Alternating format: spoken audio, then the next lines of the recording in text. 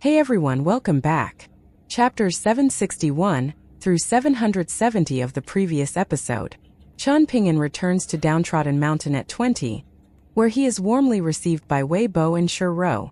Entering the bamboo building, he faces a harsh moral and physical interrogation from Cui Chan's grandfather. The old master forcefully suppresses Chen Ping'an's true qi, exposing his deep-seated fear of death and conflicting desires between martial arts and swordsmanship. After revealing that spiritual master Fire Dragon had secretly reinforced his physical foundation, the old man abruptly knocks a weary Chen Ping'an unconscious to break his stagnation. If possible, you can support me via PayPal or become a channel member to help me keep this channel running. Thank you. Now let's get back to the story of Sword of Coming audio series. Chapter 771. All of a sudden, Shi Ro sprang to her feet and looked up to the second floor, where Cui Chan's grandfather was holding the unconscious Chen Ping'an by the scruff of his neck. With a casual toss, he sent Chen Ping'an tumbling down over the railing, and Shi Ro hurriedly rushed over to catch him. He's thinking too much and sleeping too little, so let him sleep to his heart's content for now. Make sure no one disturbs him during this time, Cui Chan's grandfather said. Shi Ro scrambled to do as she was told, placing Chen Ping'an down onto the bed on the first floor before carefully exiting the room, and after closing the door, she sat down on a bamboo chair at the entrance to serve as a door god. Cui Chan's grandfather made his way down from the bamboo building to arrive on top of the cliff. The blanket of dense cloud and mist presented a stunning sight to behold, like an ethereal white sea surrounding the island that was Downtrodden Mountain. Not far away to the left was a neighboring mountain also jutting out of the sea of clouds. With a casual sweep of his sleeve, Cui Chan's grandfather was able to clear away the entire sea of clouds with ease. Shi Ro's eyelids fluttered slightly upon seeing this, and she hurriedly lowered her gaze. If that sweep of his sleeve had been directed at her, she wasn't sure that this immortal body of hers would have been able to shield her soul from being eradicated on the spot. Her past tormentor, Cui Dongshan, had previously paid a visit to Downtrodden Mountain, and had also gone up to the second floor of the bamboo building. Shi Ro had never seen Cui Dongshan look so lost and dejected. At the time, the old man had remained in the room, while Cui Dongshan sat down in the corridor outside, and he had referred to the old man as his grandfather. From that moment forth, Shi Ro knew what the best way to deal with the old man was. It was very simple. Remain out of his line of sight as much as possible. Cui Chan's grandfather cast his gaze into the distance. A giant black python slithered over the wide mountain path as it quickly scaled the mountain, but as it drew close to the bamboo building, it didn't dare to advance any further. Pei Qian was aware of the rules that it had to abide by, and she didn't try to force it to advance any further up the mountain. Instead, she drifted down onto the ground before rushing the rest of the way up the mountain, followed closely by the little girl in pink, who was fluttering along like an adorable pink butterfly. In contrast, the little boy in azure was far less enthusiastic, sliding down the black python's tail before trailing along behind his two companions at a lethargic pace. For some reason, the prospect of seeing Chen Ping'an again felt a little daunting to him. As Pei Qian arrived at the bamboo building, Shi Ro hurriedly relayed the old man's instructions to her, and the former was left feeling both a little disappointed and concerned. She quietly strode over to the door of the bamboo building, then attempted to peek into the room through the gaps in the bamboo, but of course, she was unable to see anything. Still unwilling to give up, she made a lap around the entire building before sitting down onto Shi Ro's bamboo chair, and crossing her arms in a displeased manner. She was Chen Ping'an's first ever disciple, yet she wasn't the first one to see Chen Ping'an upon his return, and that simply didn't sit right with her. She gave the little girl in pink a look, and the latter instantly knew what she wanted, running over to Cui Chan's grandfather before asking, "Is my master doing all right, Grandpa Cui?" The old man nodded as he replied, "He's in a bit of a delicate state, but he's not beyond saving. Once he's slept enough and taken enough punches from me, he'll be back to normal." The little girl in pink instantly turned deathly pale upon hearing this.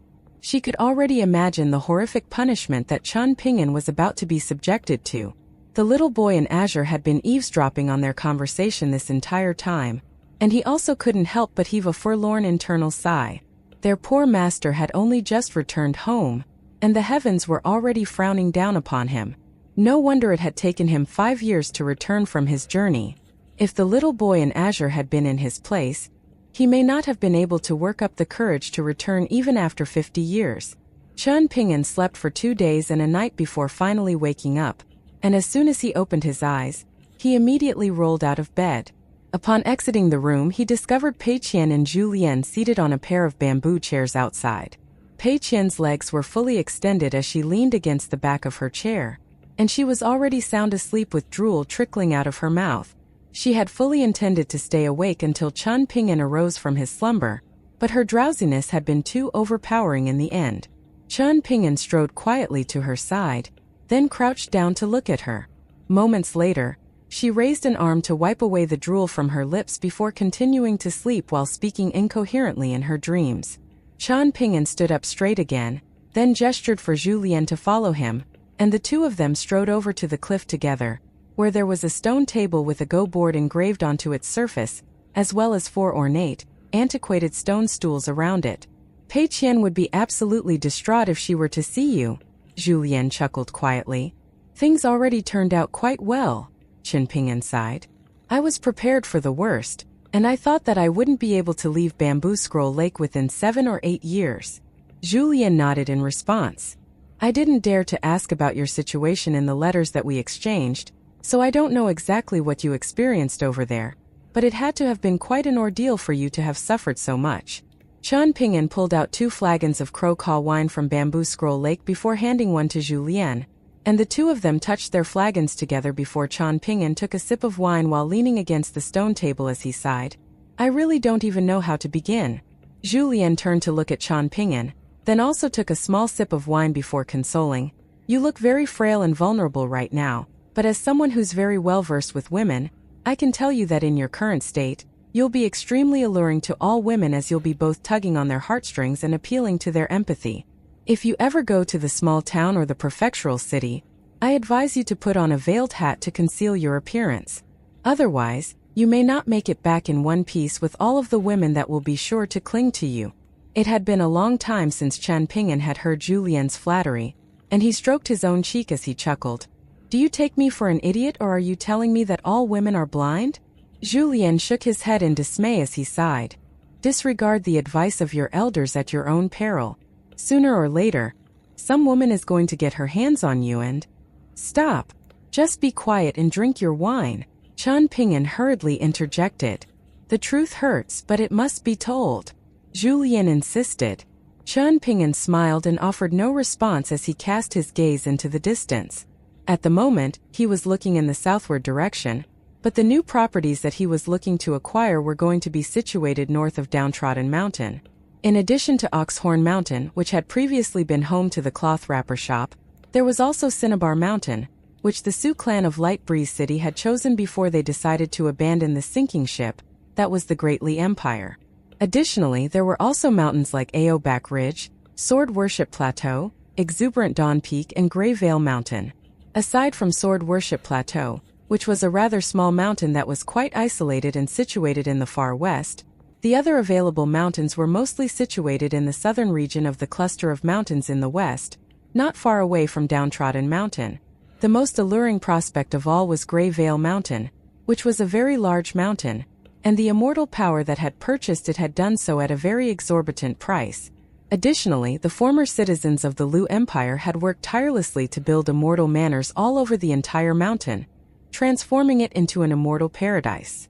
In the end, the mountain had been half sold, half returned to the Great Li Empire, a decision that the immortal power in question had to have been sorely regretting.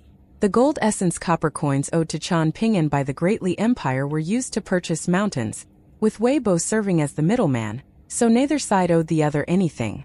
Oxhorn Mountain, which was where an immortal ferry station was going to be constructed, was about to fall under Chen Ping'an's ownership, but it had to temporarily be under Weibo's name.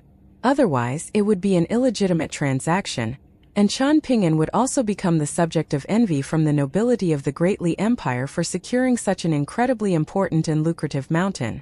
However, in private, Chen Ping'an was going to be splitting the profits generated by the mountain evenly with Weibo. Back in the day, he had stolen water from other plots of farmland for Gu Kan's family on countless occasions, Never had he imagined that he would come under ownership of such an incredibly fertile plot of farmland. Julian, have you been sparring regularly with Senior Cui?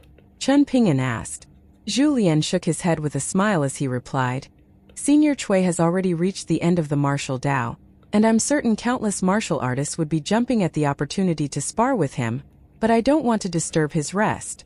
Julian turned his gaze toward the bamboo building as he asked, You don't mind me saying that, do you, Senior Cui? There was no response. Julian smiled as he turned back to Chen Ping'an and continued, Occasionally, Senior Cui would go out to explore the mountains, equipped with a hiking pole, and discuss scholarly topics with several of the elderly teachers of Forest Deer Academy on Cloud Drape Mountain. But aside from that, he generally remains out of sight. All of a sudden, Julian recalled something and he said, I stumbled upon a fine diamond in the rough over at the prefectural city. She comes from a wealthy family that moved to the Dragon Spring Prefecture from the capital city of the Great Li Empire. And she's about the same age as Pei Qian. It's a little late for her to begin learning martial arts at this age, but the ship hasn't completely sailed yet. I've already spoken to her seniors, and I can bring her to our downtrodden mountain as soon as you give the nod. Several new residences have been constructed on Downtrodden Mountain, so there's more than enough accommodation for everyone, and it was all paid for by the Great Li Empire, so we didn't have to spend even a single copper coin. Chen Ping'an nodded in response. With more and more people coming to Downtrodden Mountain, it was indeed necessary to construct more lodging. Once the Great Li Empire's Ministry of Rights officially signed the contract, allowing Chen Ping'an to purchase those mountains, they would be able to have one mountain per person with no issues, even discounting the mountains that they would have to lend to Ruanqiong. Once that contract was finalized, Chen Ping'an would become the second wealthiest landowner in the Dragon Spring Prefecture behind only Ruanqiong. He would own a third of the western mountains, and outside of the small True Jewel Mountain, all of the other mountains were extremely abundant with spiritual energy, sufficient to support the cultivation of a golden core tier earth immortal. If you want to bring her to Downtrodden Mountain, then of course that's fine, but under what status will she be staying on Downtrodden Mountain? Will she be your in-house disciple? Chen Ping'an asked. This was going to be the first disciple that Julian was ever taking in the majestic world, and Chen Ping'an was really looking forward to seeing how far she would be able to go on the path of martial arts. As a far-roaming tier martial artist, Julian currently possessed the loftiest cultivation base of the 4-picture scroll martial artists from the Lotus Flower-blessed land. Even though it seemed like he had compromised his future by taking a shortcut, deep down, Chen Ping'an felt like Julian had made the most correct decision. I have no interest in mentoring anyone as their master, so she'll just have to be an unofficial disciple of Downtrodden Mountain for now, Julian replied with a shake of his head. If her aptitude catches anyone's eye, then they can feel free to take her. I'm only doing this in order to add a bit more of a human presence to Downtrodden Mountain. Otherwise, with all these deities, spirits, and demons around, surely that'll have a negative impact on the feng shui of the mountain. If someone of her aptitude were to be discovered in the Lotus Flower-blessed land, then I have no doubt that there would be a bunch of martial arts masters fighting over her. Yet here in the majestic world, I was simply able to stumble upon her like a wild cabbage growing on the side of the road. As expected of the majestic world, there are far more exceptional talents here than in the Lotus Flower-blessed land. How did you manage to convince her family? As the saying goes, the wealthy become scholars, while only the poor train martial arts, so surely it couldn't have been easy, Chen Ping'an asked with a smile. It actually wasn't all that difficult, Julian replied. The reason why the family moved to the Dragon Spring Prefecture in the first place is because they could no longer live in the capital. She's a very stubborn girl, and she got into some trouble over in the capital. Her seniors are also quite hard-headed individuals who weren't willing to compromise, so they ended up irking some people that they couldn't afford to mess with, and those people pursued her family all the way here from the capital, but I took care of them for her. She's a caring girl who holds her family in very high regard, and her 2 brothers have already gone down the scholarly route, so there's no need for her to do the same. On top of that, she feels very guilty for placing her family in this difficult predicament, so she immediately jumped on the prospect of being able to join an immortal power in the Dragon Spring Prefecture. She has no idea what pursuing the path of martial arts entails, nor is she aware of the hardships that await her on this path, but that's not to say that she's not bright. She's a bit similar to Sui Yubian, but also not so similar. You'll understand what I mean once you see her, young master. Chen Ping'an nodded in response. Zhu Lian had always been quite reliable and level-headed, as long as it was outside of battle. All of a sudden, Zhu Lian turned around and roared. "Wake up, Pei Qian! Your master is about to embark on another long journey." Pei Qian fell to the ground along with her bamboo chair, and she immediately rushed over to Chen Ping'an as soon as she caught sight of him through her bleary eyes. Tears instantly began to flow down her face upon catching a clear glimpse of Chen Ping'an's current appearance, and her little face puckered up into a sour ball of sympathy. How did master become? He's so thin and dark. Is he trying to be like me? Chen Ping'an turned to her with a smile as he asked, "How come you haven't grown taller at all after 3 years? Are you playing too much and not eating enough? Have you kept up with your transcriptions?" Pei Qian threw her arms around Chen Ping'an and began bawling in a heartbroken manner, kicking herself for not insisting on traveling to Bamboo Scroll Lake with him. She was clumsy and not very good with housework, so she wouldn't have been able to look after Chen Ping'an much, but at the very least, he would have had someone to talk to. Chen Ping'an gave Zhu Lian a displeased glare, while the latter looked on with more than a hint of schadenfreude in his eyes. Zhu Lian raised his wine flagon before taking a large swig, and while Chen Ping'an consoled Pei Qian in a gentle voice, he picked up his flagon before departing, leaving the two to enjoy their long-awaited reunion by themselves.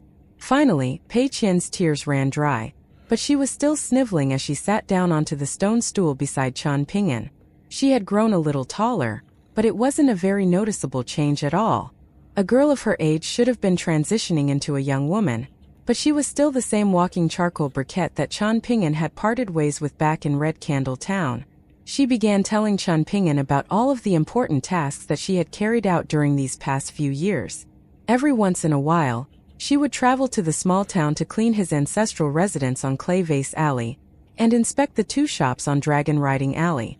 During the first month and the tomb sweeping festival of each year, she would go to attend to the graves, and whenever she wasn't making her daily transcriptions, she would dutifully patrol the border of downtrodden mountain atop the Black Python with her hiking pole in hand, looking out for any petty thieves that may have been eyeing the bamboo building. In addition to that, she also had to practice the 6-step walking meditation and 18 stops technique taught to her by Chen Ping'an, as well as the white ape sword-carrying technique and the white ape saber-wielding technique taught to her by Fan Wanner on a daily basis, and that wasn't even to mention the work that she had to do hone her deranged demon sword techniques, which she was on the verge of mastering.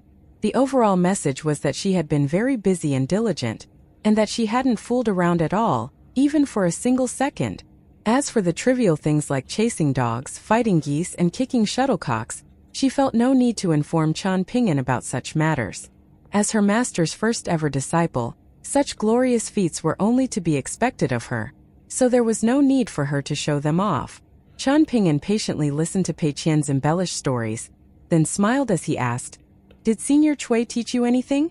Pei Qian shook her head vigorously as she put on a pitiable expression and replied, "He didn't think I was good enough to be taken under his wing. You may not know this, master, but Senior Cui is even more sage-like than all of those cultivators, and I truly admire him. It's just a pity that I'm not good enough to catch his eye, and I couldn't get him to instruct me in my deranged demon sword techniques. That's the only thing that I couldn't live up to your expectations for during the years that you've been away." As if she were worried that Chen Ping'an wouldn't believe her, she put on a frustrated expression to try and make for a more convincing act, and she slammed her fist down onto her palm as she sighed. "I've failed you, master." Chen Ping'an bent down slightly before flicking Pei Qian on the forehead, causing her to grimace in pain as she threw a hand to her own head. "Just be honest with me if there was too much hardship for you to bear. Who are you trying to fool?" Chen Ping'an chuckled. Pei Qian massaged her own forehead as her eyes widened with incredulity, and she exclaimed, "Could it be that you've learned a mind-reading technique during your journey, master? How is it that you're able to learn powerful abilities wherever you go? How am I ever supposed to catch up to you when you're constantly leaving me further and further behind in the dust? Am I doomed to never be able to surpass my incredibly talented and hardworking master?" Chen Ping'an grabbed onto her ear and gave it a slight twist as he chuckled. "You haven't grown much taller over the years, but you've certainly gotten better at sucking up to others." Pei Qian looked up at Chen Ping'an with a wide grin, but the sight of his emaciated face immediately brought her to the verge of tears again.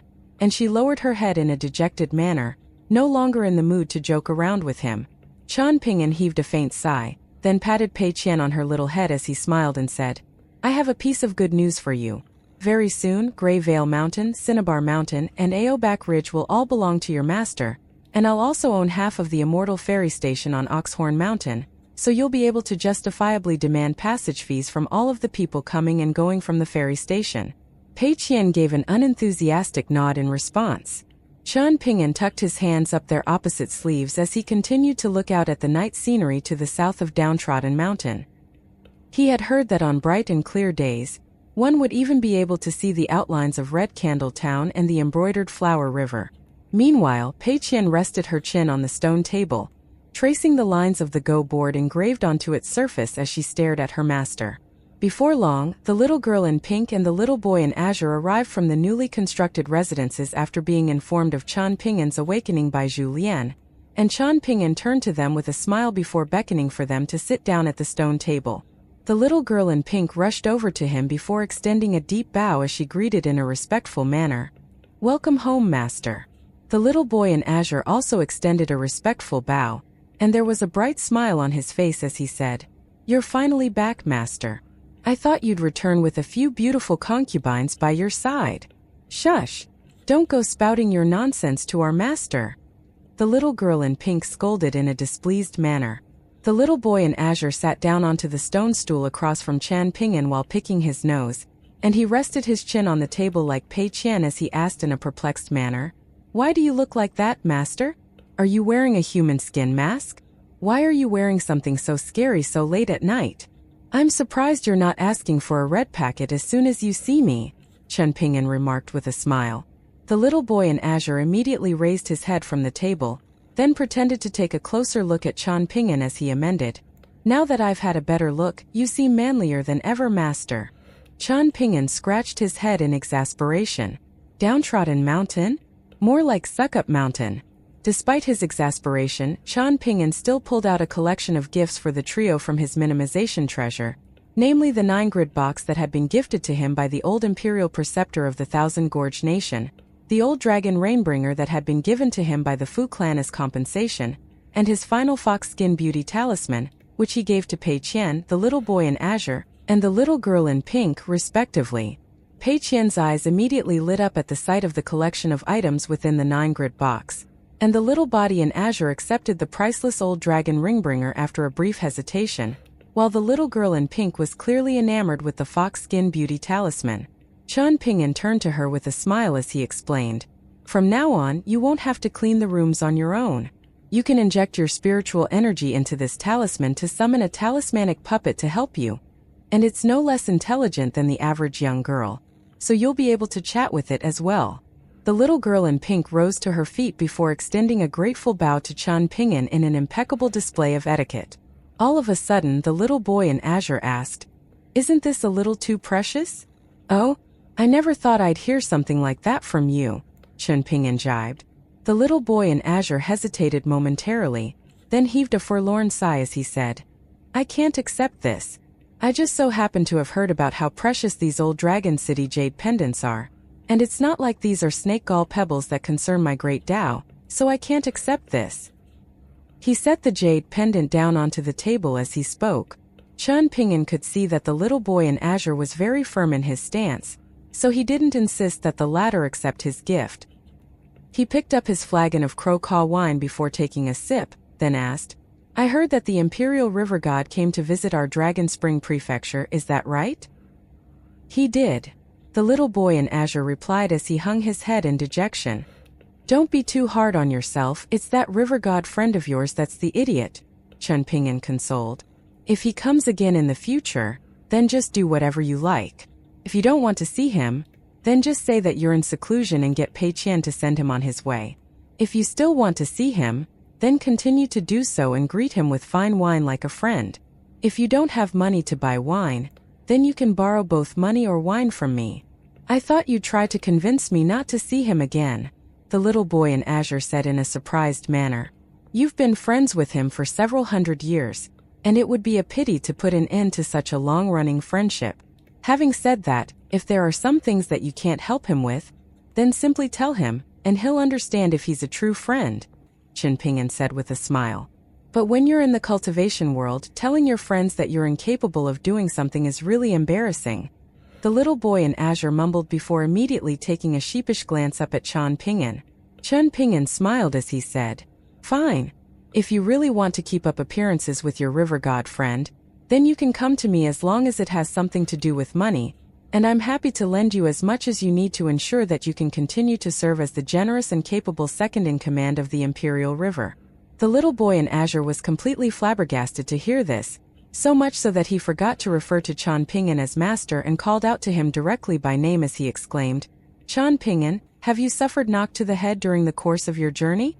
Chen Ping'an sat across from the little boy in azure with his hands tucked up their opposite sleeves as he replied, "Someday when you realize that certain friends are not actually true friends, at least you can cut them off with a clear conscience, knowing that you did everything that you could for them. It's not like we're all beggars on downtrodden mountain who can't afford to eat. As long as we can fill our bellies and have wine to drink, what does money matter for? If you don't have money, then you can come to me." The little boy in azure abruptly picked up the old dragon Rainbringer from the table, then wiped a hand over his own face before rushing away without a word, leaving Pei Qian and the little girl in pink to exchange a dumbstruck look with one another. There were still some more things that Chen Ping'an had refrained from articulating to the little boy in azure. In any case, he didn't want the little boy in azure to be too disappointed in the cultivation world that he had always yearned for. All of a sudden, Weibo appeared atop the cliff and gently cleared his throat to announce his presence, then said, "Chen Ping'an, I have some news for you." "What is it?" Chen Ping'an asked as he rose to his feet. "You have a female visitor," Weibo replied as he pointed in the direction of the entrance of the mountain. "Is it Ruan Xiao?" Chen Ping'an asked. Weibo smiled and nodded in response. "Why did you feel the need to come here to inform me of her arrival?" Chen Ping'an asked. "Given her personality, she'll be sure to come to the bamboo building." A wounded look appeared on Weibo's face upon hearing this, as if he had committed an act of kindness, only to be met with ingratitude. "All I'm doing is meeting her. It may be nighttime, but everyone's watching, and there's nothing going on between us anyway. Aren't you supposed to be the northern mountain god? How do you have so much free time on your hands?" Chen Ping'an continued in an exasperated manner. Weibo pointed at the entrance of the mountain, then at Chen Ping'an as he declared in a justified manner, "My northern mountain has been split up into the inner courtyard and the outer courtyard. Right now, a meeting is to take place between the two biggest landowners of the inner courtyard, so of course I have to present." Chen Ping'an paid no further heed to Weibo as he departed to welcome Ruan Xiao. Now that he was aware of her arrival, he was obligated to greet her as the owner of Downtrodden Mountain. As opposed to accompanying Chen Ping'an, Weibo remained on the cliff as he murmured to himself, "Is there really nothing between them? He seems very casual about all of this." Pei Qian was ecstatic to hear that the friendly and benevolent big sister Ruan Xiao had come to visit, and she skipped to her feet before rushing after her master, only to crash headfirst into a rippling curtain of water. She stumbled unsteadily on her feet and discovered that she was back at the stone table. She looked around and noticed some faint ripples in the air around her, and she turned to Weibo with a vexed look as she grumbled, "Mr. Wei, don't you feel embarrassed using petty tricks as a mountain god? Why are you trying to get involved?" Weibo asked in an exasperated manner.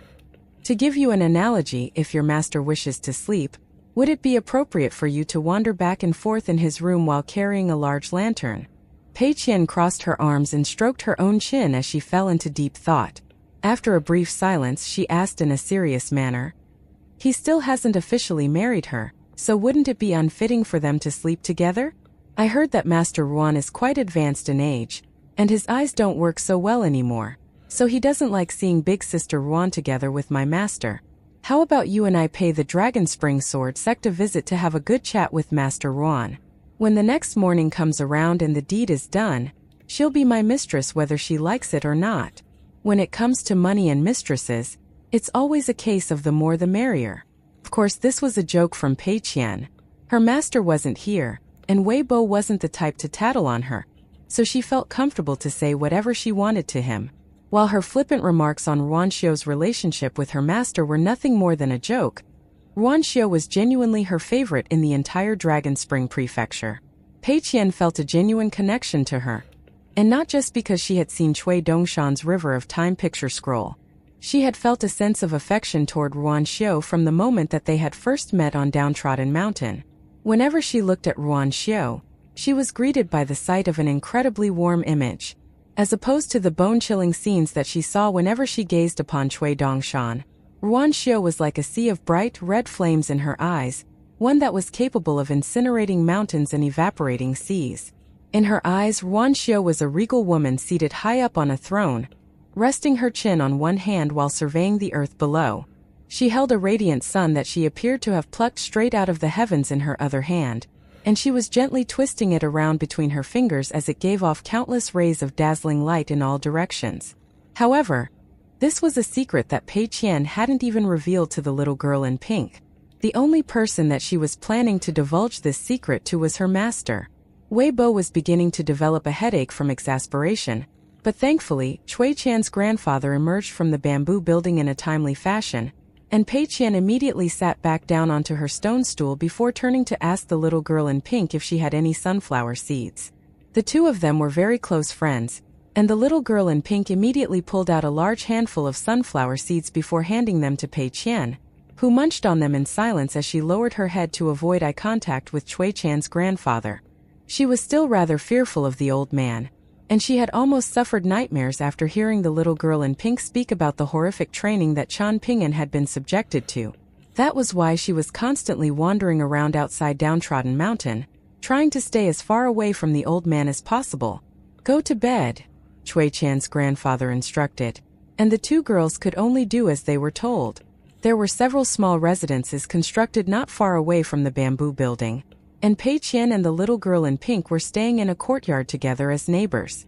Cui Qian's grandfather cast his gaze toward the entrance of the mountain as he sneered. "The fact that he dared to come and see me while carrying a sword on his back tells me that his personality hasn't changed much." Wei Bo smiled as he asked, "Would it have been rather concerning for you if Qian Ping'an hadn't dared to come up to see you with his sword?" Cui Qian's grandfather burst into laughter upon hearing this.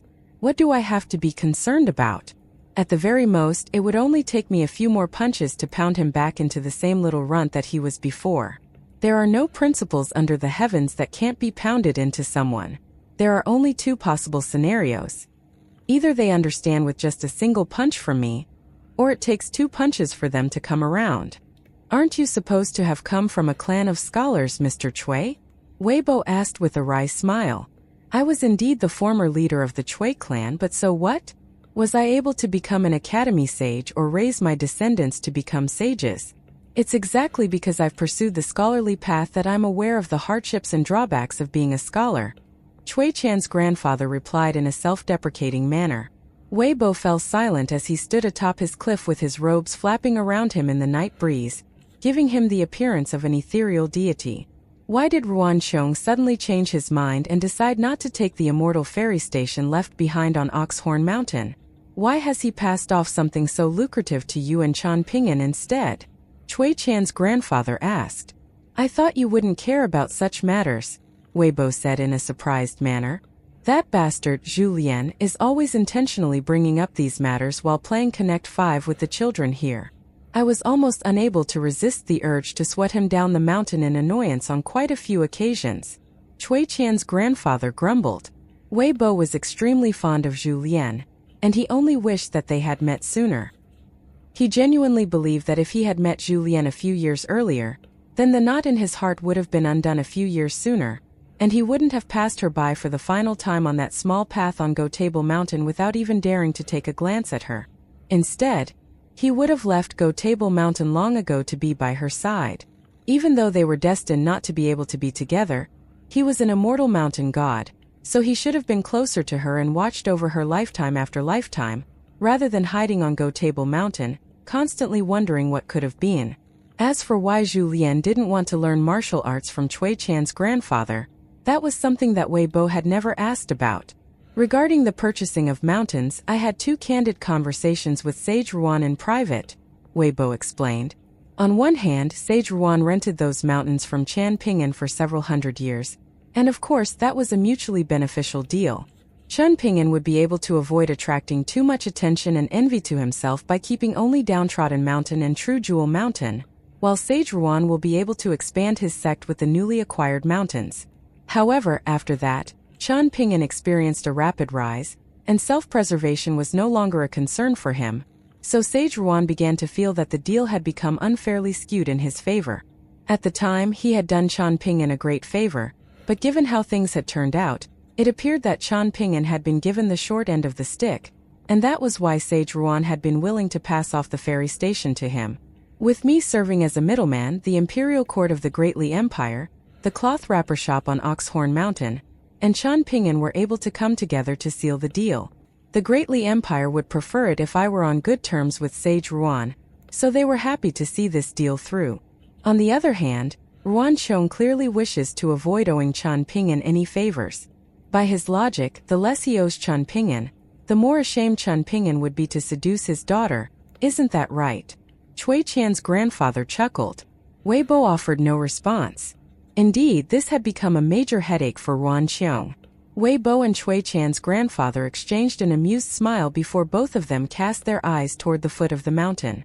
It was certainly not a common sight to see an almighty sage be placed in such a difficult predicament. "I'll go console Sage Ruan," Wei Bo said. Cui Qian's grandfather nodded in response. It's not uncommon to see mortal parents be so concerned for and invested in their children, but the fact that a sage like him is doing the same has certainly earned him some respect from me. Wei Bo vanished from the spot in a flash.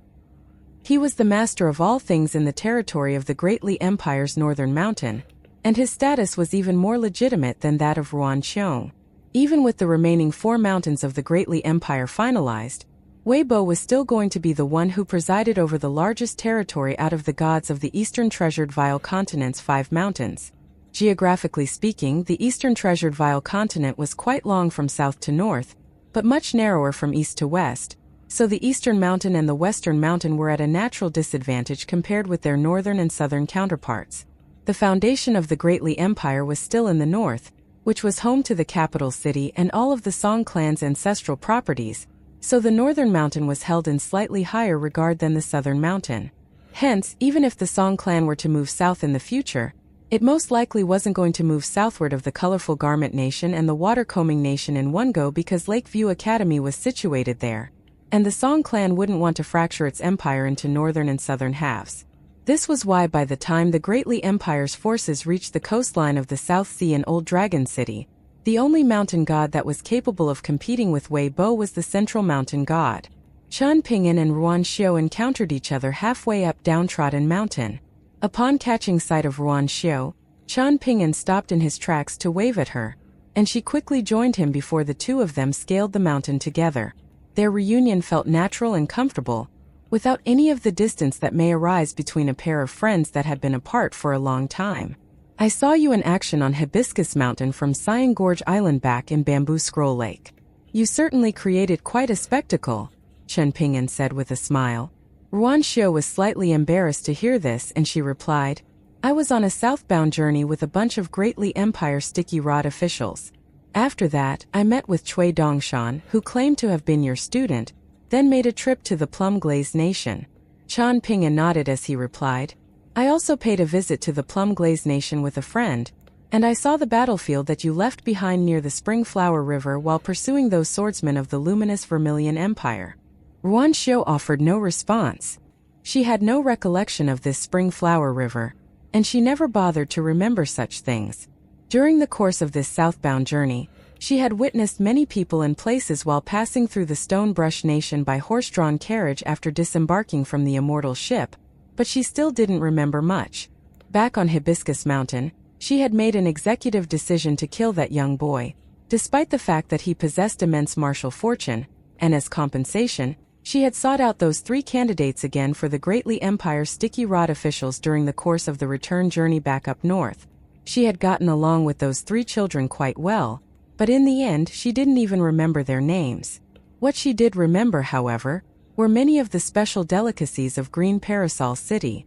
"My father recently purchased Goldenstock Mountain not far north of here, and it's quite close to Downtrodden Mountain and Grey Vale Mountain. My father is planning to construct a new forge there. and construction is being carried out overnight, so I decided to pay a visit to the mountain tonight. While I was there, I saw the clouds near Downtrodden Mountain being scattered by someone, and I was worried about Pei Qian, so I decided to come and check on her, Ruan Xiu explained. Chen Ping'an remained silent as he fought back an amused smile. Perhaps other people were unaware of how accomplished a martial artist Cui Qian's grandfather was, but Wei Bo and Ruan Qiong were definitely aware of this better than anyone else aside from Old Man Yang. Generally speaking, whatever Ruan Xiu also knew. A sheepish smile appeared on Ruan Xiu's face. She had never been a good liar, and she was always very awkward on the few occasions that she did lie. Her father had never been fooled by any of her lies, and he always liked to expose her on the spot, but Chen Ping'an was much more considerate of her feelings. As opposed to taking Ruan Xiu to the bamboo building, the two of them made their way to the mountain summit together. Strangely enough, Chen Ping'an had never been to the mountain god temple on the mountain summit, even though he was the owner of Downtrodden Mountain. The two of them continued to make small talk about trivial matters as they scaled the mountain, discussing topics like the renovation of the immortal tomb, the business of the two shops on Dragon Riding Alley, and the nest of chickens and that dog that Chen Ping'an had requested her to look after in his stead. As they drew close to the mountain god temple, Chen Ping'an opened his mouth to speak, but he was cut off by Ruan Xiu, who stopped in her tracks and cast her gaze into the distance as she smiled and said, "I know what you want to say." Chen Ping'an sat down onto the stone step with a tranquil expression. The step that the two of them were on was basked in moonlight, while the path was lined with ancient trees. The moonlight cascaded down the stone steps like a flowing stream filled with the shadows of the nearby trees, presenting a dreamlike spectacle to behold. After a brief silence, Chen Ping'an began in a candid manner. "It seems like no matter what I say, it's going to be wrong, but it'll be even more wrong if I don't say anything. Ideally, I'm simply being too self-centered and have completely misjudged your feelings. No man is going to be unhappy about receiving the affection of a woman. That's simply a part of human nature. There are many men who intentionally strike up entanglements with other women, even though they already have a woman that they like. It's not in my place to say that those men are wrong. I'm sure many men take joy in this and even admire other men who are able to capture the hearts of many women, but that's not something that I want to do. It would be a disservice both to you and Ning Yao. However, if I've completely misunderstood your feelings, then that would be best, but even if I have to risk making you angry and spoiling our friendship, I still have to lay things out candidly and make sure that we're on the same page. You have helped me greatly over the years, and I remember everything that you've done for me.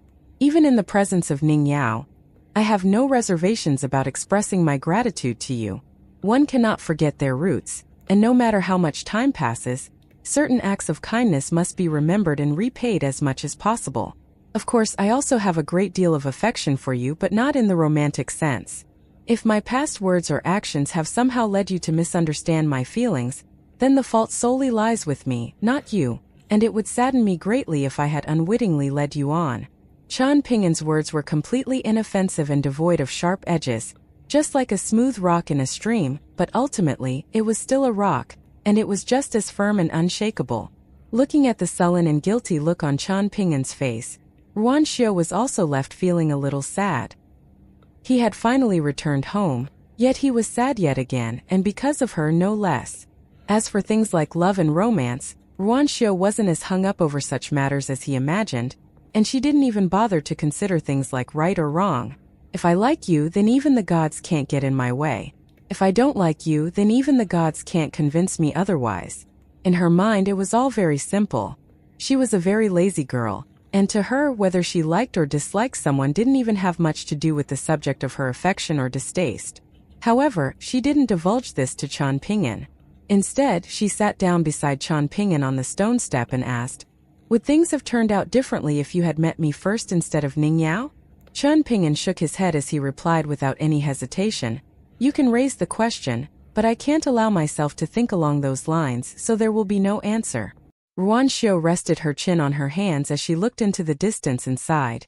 "You're just like my father when it comes to these things. He's extremely stubborn and has always refrained from searching for my mother's current incarnation. He says that even if he manages to find her, she'll no longer actually be my mother, and not everyone can recover their memories from their past life, so he would rather not see her again at all. Otherwise, he would be doing a disservice both to the memory of my mother residing in his heart and her current incarnation. Chen Ping'an offered no response as it wasn't in his place to speak on any matters concerning Ruan Xiong. Did you bring back any gifts for me? Ruan Xiong asked as she turned to him with a smile. An awkward look appeared on Chen Ping'an's face as he replied, I didn't dare to bring back anything for you as I thought that could potentially deepen any misunderstandings between us. He then smiled as he continued, however, now that I've clarified everything, I can start bringing back gifts for you for my future journeys from now on. How have you clarified everything? Ruan Xiong asked with a smile. A dumbstruck look appeared on Chen Ping'an's face upon hearing this, and he hurriedly began retracing everything in his mind. He felt like he had made his own feelings very clear regardless of whether Ruan Xiong had romantic feelings for him or not. Ruan Xiong burst into laughter as she said, All right, I get it. You don't like me that way, but you're worried that I like you that way, and that made things very awkward for you. You were worried that if you were too direct about it, then I would be embarrassed and that would ruin our friendship, right? Don't worry, I'm fine, and I'm not just putting up a strong front. The way I like you is not the way that you think I like you. You'll come to understand in the future, or you can ask that student of yours, Cui Dongshan. In any case, we're still friends, and that's not going to change. Chen Ping'an nodded in response. He felt like Ruan Xiong had spoken in a rather roundabout way, but she had also somehow clarified the situation better than he had. Does Ning Yao like you as well? Ruan Xiong asked. She does, Chen Ping'an replied with a smile. Why do you have to think so much, Chen Ping'an? Why not think more for yourself? Ruan Xiong asked. Chen Ping'an didn't know how to respond. Ruan Xiong rose to her feet, then dusted herself off as she declared, Let's leave it there. I'm suddenly feeling a little hungry, so I'm going back home for a midnight snack. Chen Ping'an also rose to his feet as he offered, Do you want to come over to the bamboo building? I have a bunch of ingredients in my minimization treasure like dried fish, dried bamboo shoots, bacon, salted meat, and all types of wild vegetables. It should taste quite good all thrown together into a pot. And it won't take that long to whip up either. My father is still waiting for me at the foot of the mountain. I'm worried that if I stay up here any longer, he'll storm up the mountain and cook you up instead. Ruan Xiong chuckled. Chen Ping'an wiped the sweat from his forehead. I'm going now, there's no need to escort me, Ruan Xiong said as she waved him farewell. I have to go down the mountain as well, so I'll escort you to the crossroads, Chen Ping'an said. The two of them made their way down the mountain together at a leisurely pace.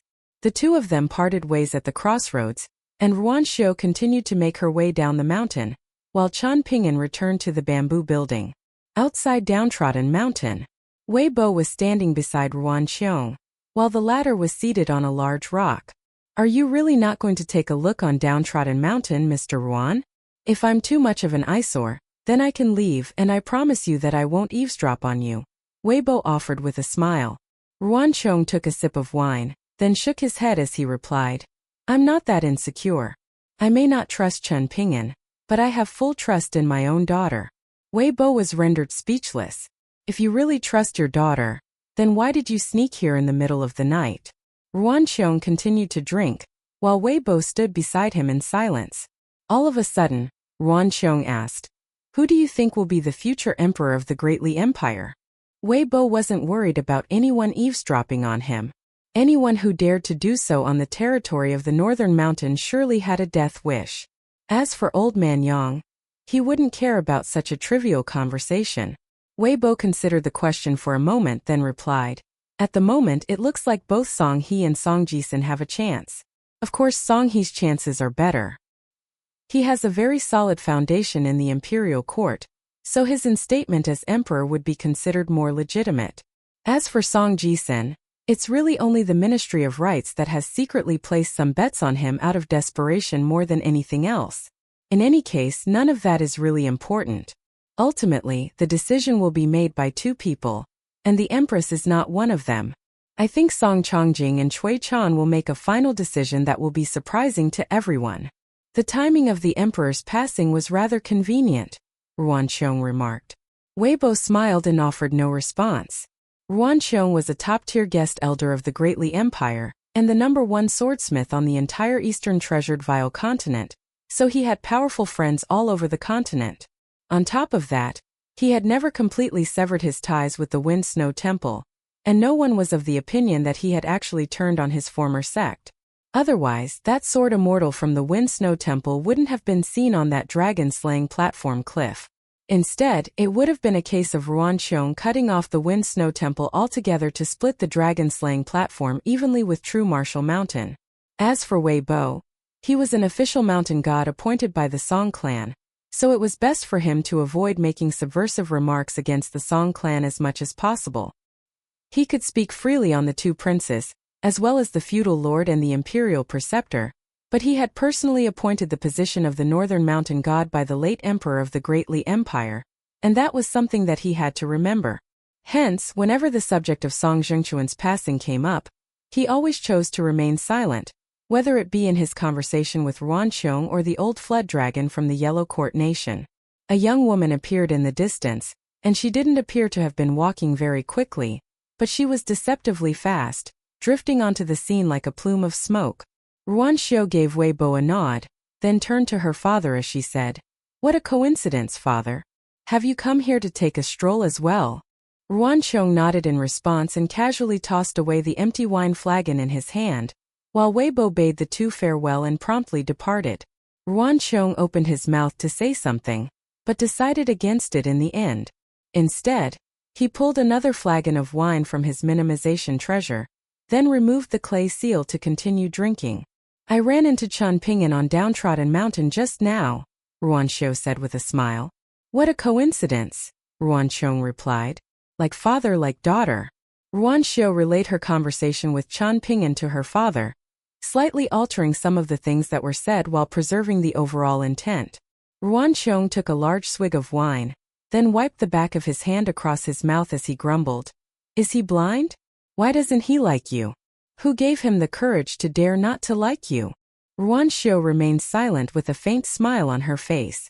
Ruanqiong took another large swig of wine to extinguish his fury, and after a brief silence he continued, "Having said that, he's a decent enough man.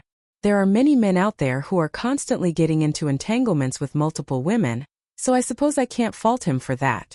A suspicious look then suddenly appeared on his face as he speculated, could it be that after traveling for 5 years, he's become more cunning and is intentionally saying this so that I let down my guard against him? Ruanqiong remained silent as she turned to her father with a hint of disdain in her eyes. "He's probably not that much of a scumbag," Ruanqiong said in a sheepish manner. A puzzled look then appeared on his face as he asked, "Why is it that you don't seem unhappy at all, Xiu? Tell me the truth, do you like Chen Ping'an or not?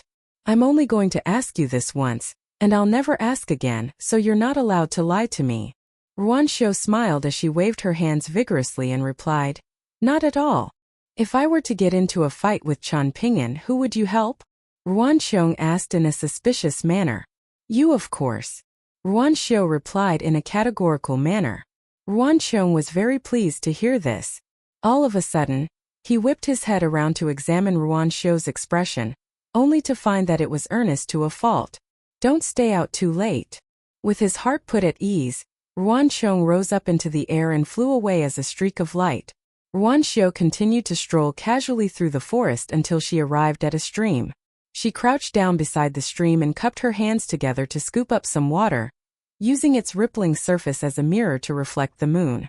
Over at the bamboo building on Downtrodden Mountain, Chen Ping'an was just about to sit down on his own at the stone table for a moment when he was grabbed by Cui Chan's grandfather and wrenched up to the second floor. Immediately thereafter, he was struck by a kick to the abdomen, sending him crashing into the wall. He pressed a hand against the ground and launched himself up into the air, yet before he was able to find stable footing, he was struck by a punch to the forehead with such force that the entire bamboo building shuddered violently amid a resounding boom. Having just suffered an inexplicable beating, Chen Ping'an wiped the blood from the corner of his lips with the back of his hand, then swore under his breath before yelling, "Why don't you face me with your cultivation base also at the 5th tier?" "Sure," Cui Chan's grandfather scoffed. Chen Ping'an charged forward in accordance with his 6-step meditation, while Cui Chan's grandfather remained completely still on the spot. In fact, he had even clasped one hand behind his back and made a casual beckoning motion with his other hand. challenging Qian Ping'an to make the first attack. After taking his sixth and final stride, Qian Ping'an stomped his foot heavily down onto the ground, then abruptly changed directions without any warning, launching himself toward the open door. Sword Immortal flew out of its scabbard at his behest, and he jumped onto it before racing away. He could accept sparring for training purposes, but clearly, that wasn't the intention of Cui Chan's grandfather. Instead, he seemed infuriated for some reason and was using Qian Ping'an as a punching bag, and that was unacceptable. Cui Chan's grandfather didn't immediately swat Qian Ping'an out of the sky. Instead, he mused to himself, "You're not exactly a dull young man, so why is it that you become such an idiot when it comes to romance? You're still so young. Yet it's like you've experienced the heartbreak of an entire lifetime. How absurd." Cui Chan's grandfather waited for a moment, then leaped onto the railing outside the room before unleashing his rain evaporation technique. Qian Ping'an thought that he had escaped the ordeal, and he was planning to do some moon-gazing to improve his mood, only to be knocked down from the heavens along with his sword. After that, Cui Chan's grandfather casually pressed a palm downward, and a gust of fierce wind came howling down like a waterfall, blowing Qian Ping'an into the forest below before he had a chance to regain his footing atop Sword Immortal, then sent him crashing down into a stream with an almighty splash. The stream wasn't very deep, and he stood up unsteadily before returning Sword Immortal to the scabbard on his back. Immediately thereafter, he was greeted by the sight of Ruan Xiu crouched beside the stream, staring at him in a daze. Qian Ping'an was panting heavily with his hands resting on his knees, and he wiped a hand across his own face as he said in a resigned manner, "We meet again." Ruan Xiu nodded in response. Qian Ping'an was just about to say something when he was inexplicably sent flying into the forest by another punch, following which a familiar, infuriated voice rang out nearby. "I knew you weren't going to give up so easily. You came back as soon as it looked like I was gone. Stay away from my daughter, you two-faced scoundrel." Immediately thereafter came another punch, this one severing the stream into two. Qian Ping'an could only call upon Sword Immortal again, and he was only just barely able to evade the punch as he fled the scene atop his flying sword. But that was far from the end of his ordeal. In the end, he was forced to use even his inch movement talismans, and while fleeing for his life, he murmured to himself, "Where's Wei Bo when you need him?" He then spotted the white-robed Wei Bo out of his peripheral vision, standing on an ancient tree with a smile on his face as he asked, "Did somebody call?" His voice wasn't very loud, but it was clearly audible to Qian Ping'an, and he crashed headfirst into a flurry of ripples. In the next instant, he found himself standing on the summit of Cloud Drape Mountain, and he collapsed to the ground as a massive wave of relief washed over him.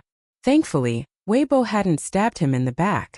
Over at the stream, Ruan Xiong grabbed onto Ruan Xiu's shoulder, and the two of them vanished from the spot, returning to the Dragon Spring Sword sect in a flash.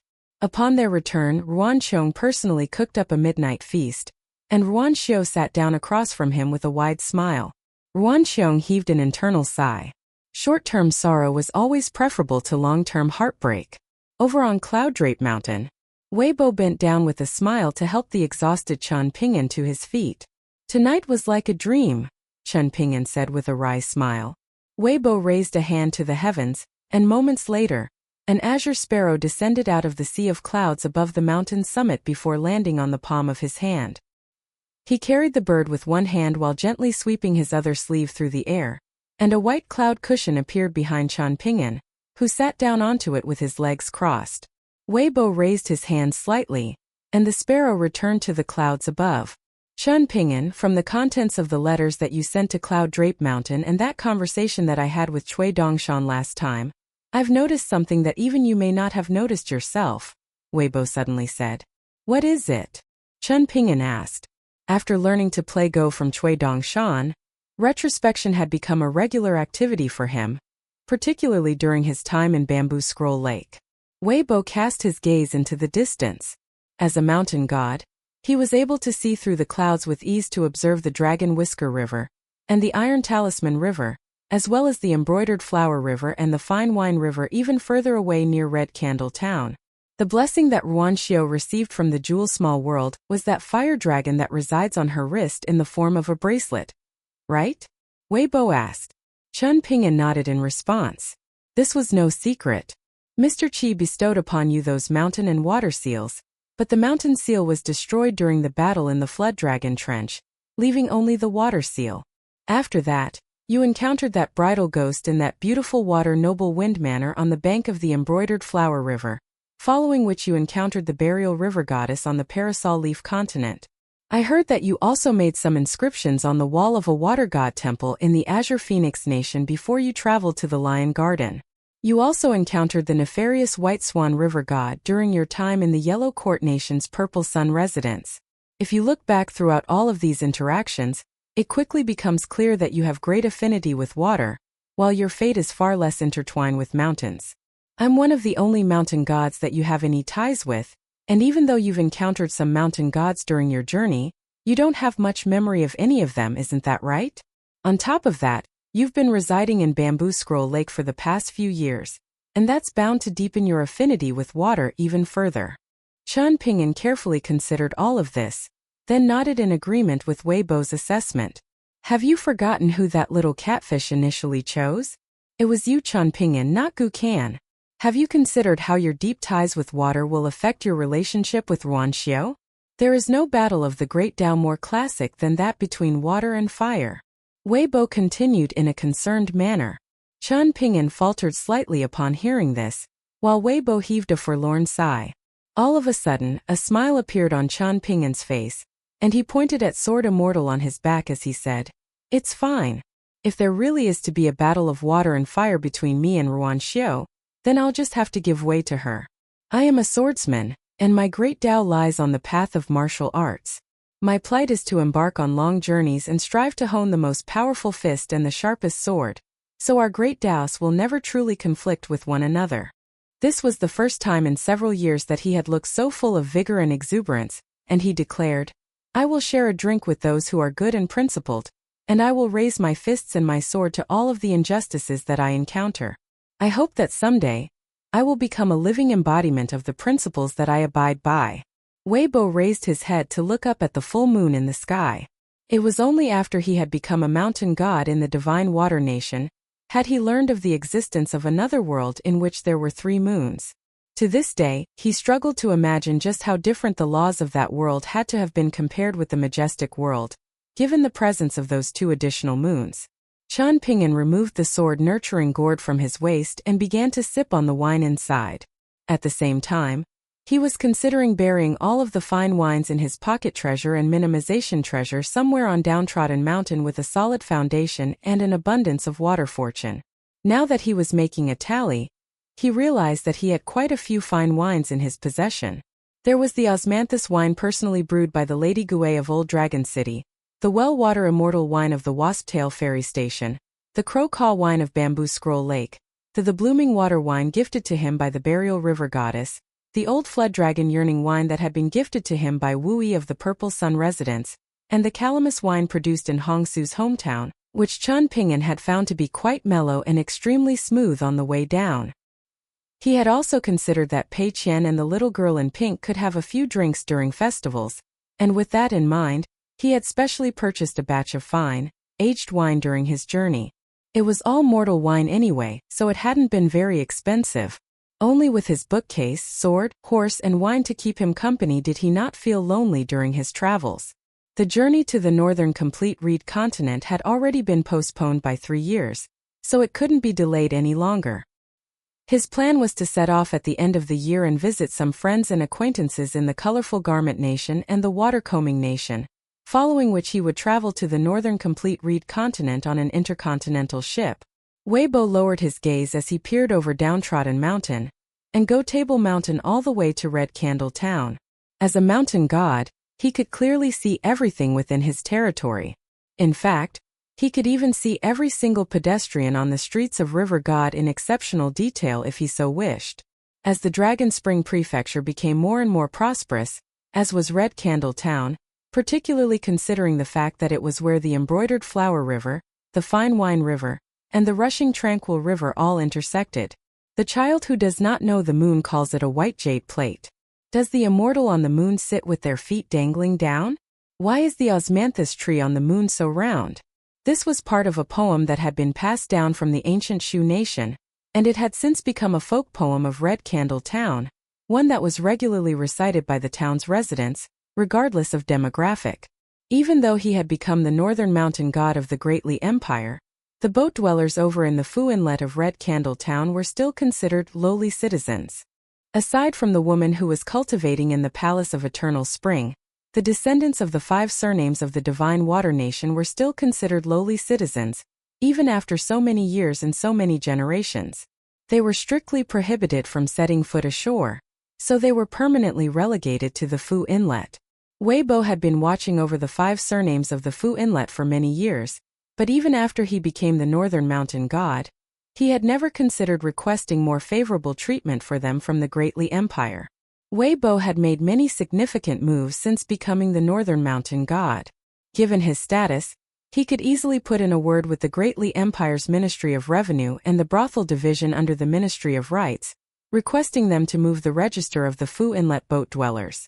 As for whether the request would be approved, that would simply be a matter of whether the Minister of Rights and Imperial Preceptor Cui Chan were willing to give the nod, but for some reason, Weibo had never made the request. After a long silence, Weibo smiled and said, "That was a very bold and inspiring declaration, Chan Ping'an, but it's time that we discuss some official business."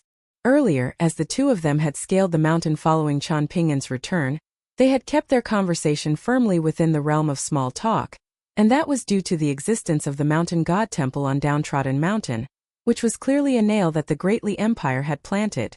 The Song clan hadn't made any effort to conceal their intentions, and their silence on the matter was already very telling.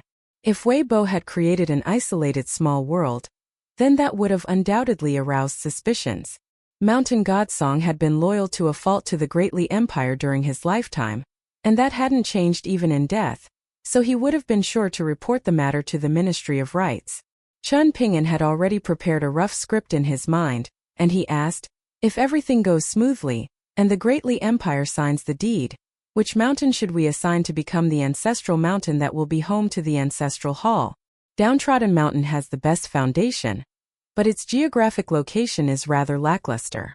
I'm a complete novice when it comes to geography and geomancy, so I'm going to need your advice. Right now I have 2 formations, both of which are of a very high caliber. One of them is a sword formation suited to attacking and warding off enemies, while the other one is a mountain protection formation, which is much more defensively oriented.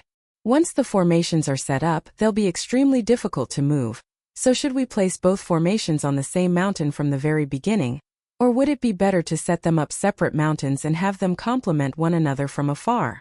Also, there's another issue that must be addressed. At the moment, I have the blueprints for both formations and enough immortal currency to support them, but I'm still missing items that would be fit to serve as the cores of the formations, so even if we can set them up in the near future, they'll be nothing more than hollow vessels. Seeing as Chan Ping'an wasn't bothering to hide anything, Weibo asked in a direct and straightforward manner, "How high a caliber are these 2 formations that you speak of?" Chan Ping'an smiled as he replied, "Aside from the Jade Tablet minimization treasure that was given to me by Zheng Dafeng, I actually also have another minimization treasure in the form of a parasol leaf that I received from the Parasol Leaf sect. However, upon receiving the leaf, I was warned not to open it, and I've heeded that warning for all this time. The minimization treasure contains a large sum of compensatory grain rain coins from the Parasol Leaf sect, as well as the blueprints for the formations, one of which is a replica of Peace and Tranquility Mountain's offensive sword formation, while the other is a replica of the Planchette Writing Sect's mountain protection formation. The grain rain coins in the Parasol Leaf will be sufficient to construct the 2 formations and keep them running for 100 years. However, the core items required to support the operation of the 2 formations are 9 top-tier sword artifacts and 5 godly body puppets, all of which I'll need to find or purchase on my own. Even if I'm fortunate enough to encounter someone selling these 2 things, it'll most likely be for an astronomical price, which could easily clear out all of the grain rain coins in the Parasol Leaf. That way, even if we can construct the 2 formations, we won't be able to fund their operation, and I may have to sell off my possessions just to ensure that the 2 formations can continue operating. Whenever I think of this, my heart throbs with pain, and I'm struck by the urge to travel to broken blessed lands to search for fated opportunities or venture into perilous regions to hunt for treasures as vagrant cultivators often do. Chun Ping'an turned his gaze to Wei Bo, who reassured, "There won't be anyone spying on us." Only then did Chun Ping'an pull out the yellow parasol leaf, which appeared quite unremarkable, but upon closer inspection from a cultivator, they would discover that there was far more to the parasol leaf than initially met the eye. Chun Ping'an handed the leaf to Wei Bo as he said in a quiet voice, "The reason why I didn't dare to open it is because it contains two colored glazed golden body fragments that fell upon the parasol leaf sect in the wake of Du Mao's failed ascension. One of them is the size of a thumb, while the other one is the size of an infant's fist, both of which are quite small compared with the other colored glazed golden body fragments that fell upon the parasol leaf continent and the eastern treasured vial continent. Once the minimization treasure is opened, the auras of the two colored glazed golden body fragments will be exposed, and perhaps that would attract the attention of some cultivators of the upper 5 tiers." Wei Bo clasped the parasol leaf between his index finger and his thumb as he raised it up high and examined it through narrowed eyes, then said, "It's a good thing that you didn't open it. The colored glazed golden body fragments of an ascension tier cultivator are priceless treasures that even I sorely yearn for. You can see that the veins of this parasol leaf have already taken on a translucent golden coloration just from being basked in the aura of the fragments for a few years from the inside. If you had opened it, then there would have been no end to your troubles. Many naturalist cultivators make their living by gleaning noteworthy secrets through divination before selling those secrets to powerful cultivators. So you definitely made the right decision to heed the warning." After observing the parasol leaf for a moment, Wei Bo returned it to Chun Ping'an as he explained, "There's a very good chance that this leaf came from the tree that serves as the foundation of the parasol leaf continent. No one knows where that ancient parasol tree is, and it almost never sheds any leaves. It is the embodiment of the fortune of the entire continent, so every single leaf or branch that falls from it is extremely precious, and it's considered an immense blessing for anyone to come into possession of such appendages, granting them the protection of the parasol leaf continent in subtle ways. To put it in the words of mortals, it's like receiving a blessing from the heavens. You still remember that small bamboo garden that I was nurturing on Go Table Mountain, right?" Chun Ping'an smiled and nodded in response. Of course he did. Even now, Chun Ping'an was still considering asking for a length of bamboo from Wei Bo to forge a bamboo saber each for himself and Pei Qian. That way they would have matching sabers, one big and one small, and if the length of bamboo were of a sufficient size, he could also craft another bamboo sword for Pei Qian. When it came to Wei Bo, Chun Ping'an didn't feel embarrassed to ask for anything. The bamboo forest on Go Table Mountain actually only consisted of the descendants of courage bamboo, one of the 10 celestial bamboos of the vastly renowned Bamboo Sea Small World. Back then, Aoyang had cut down a huge swathe of them with a single slash of his saber, and aside from what little had been used by Chun Ping'an to craft bamboo bookcases and bamboo slips, the majority had been used to construct the bamboo building on Downtrodden Mountain. The construction of the bamboo building had been carried out in accordance with Wei Bo's wishes. Courage bamboo had a very potent nourishing effect on pure martial artists and militarian cultivators, and in addition to that, Li Shixing had inscribed talismans all over the exterior of the bamboo building.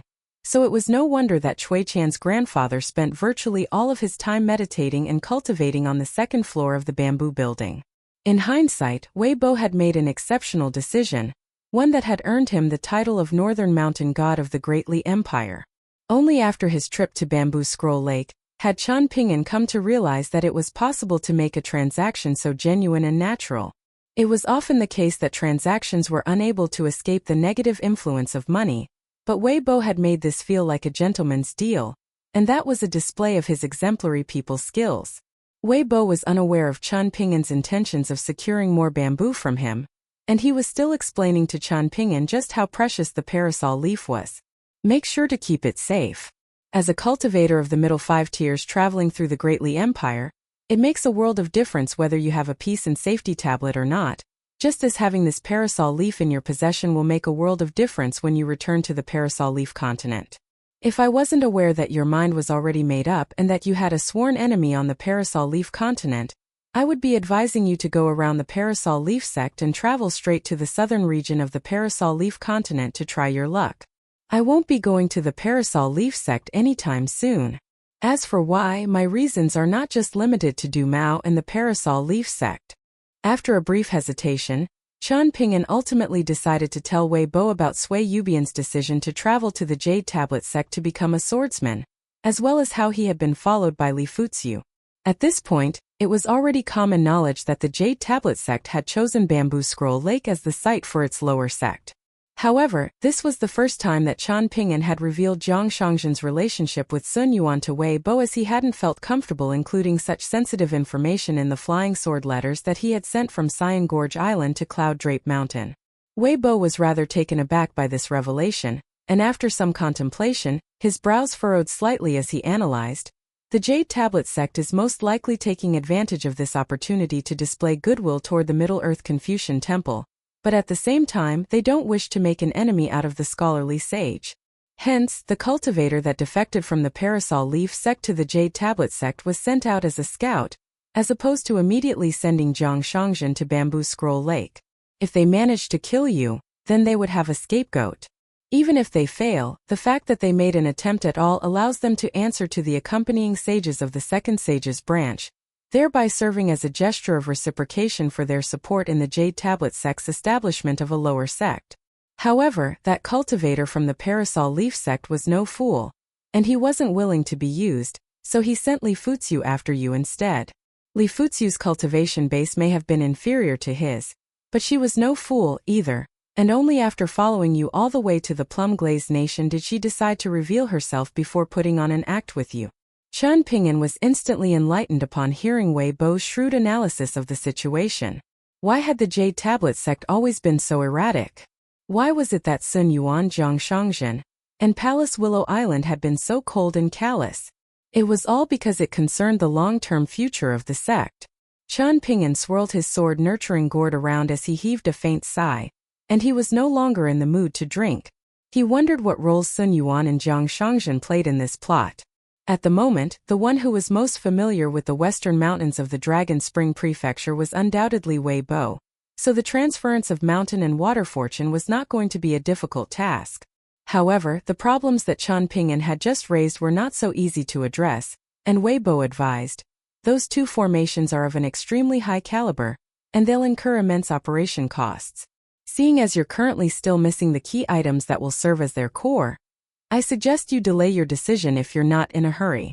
The establishment of mountain protection formations is absolutely vital when it comes to founding sects, so it's best to complete the whole process in one go once you have everything ready, rather than go in ill-prepared and drag out the process into an uncertain mess. In any case, you don't have to worry about your mountains as long as I'm still in the Dragon Spring Prefecture, and even if some dire situation does arise, I'm sure Sage Ruan will also intervene. Qian Ping'an could feel a headache developing at the mention of Ruan Qiong.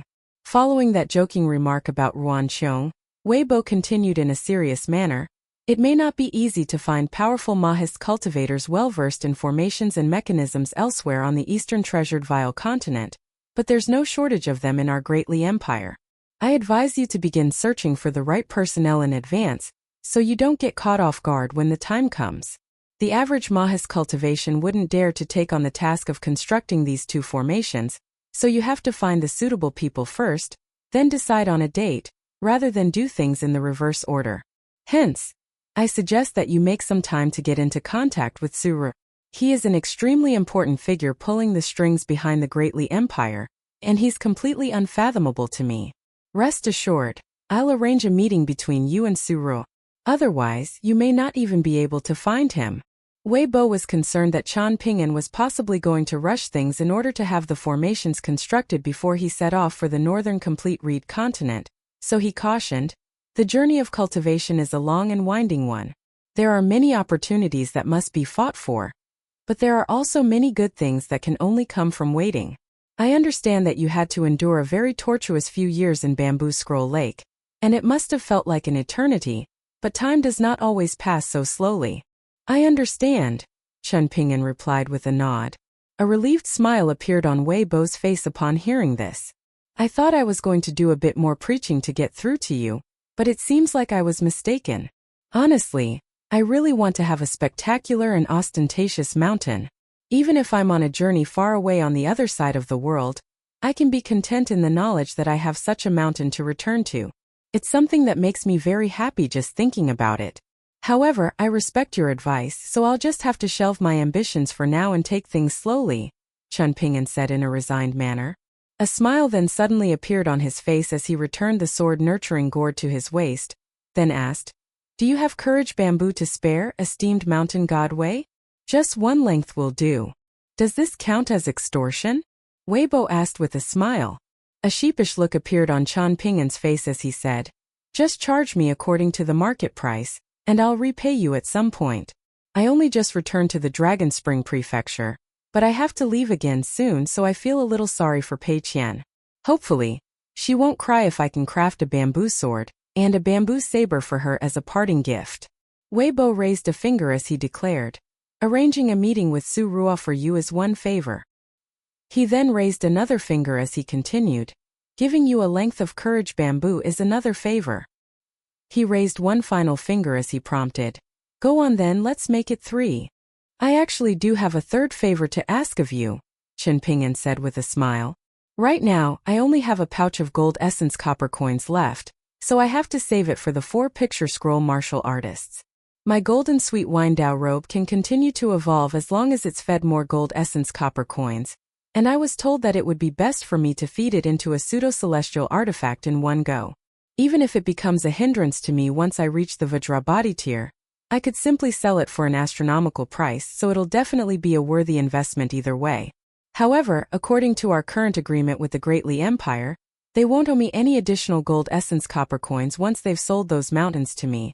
So I was wondering if you could pull some strings for me and squeeze at least a few more pouches of gold essence copper coins out of the Great Li Empire. Even if worst comes to worst, I'll just have to owe them for now."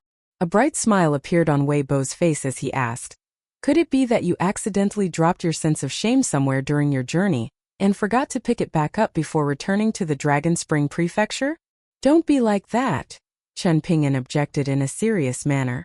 "Not only is it hurtful, most importantly, it's unbefitting of a revered deity like yourself. I thought Mr. Zhu and Pei Qian were suck-ups, but the biggest suck-up on this mountain is you." Weibo sighed in an exasperated manner. Chen Ping'an remained silent, waiting for Weibo to go on. After some thought, Weibo said, "You can have the length of bamboo free of charge. It'll serve as a gift from me to Pei Qian. However, the matter of requesting a few more pouches of gold essence copper coins from the Great Li Empire is not going to be so simple. It's not a significant matter in itself, but by making this request on such a last-minute basis, we're breaking the rules, so I'll have to have a good think about how I bring up this matter to the Great Li Empire." Chen Ping'an cupped his fist in a grateful salute.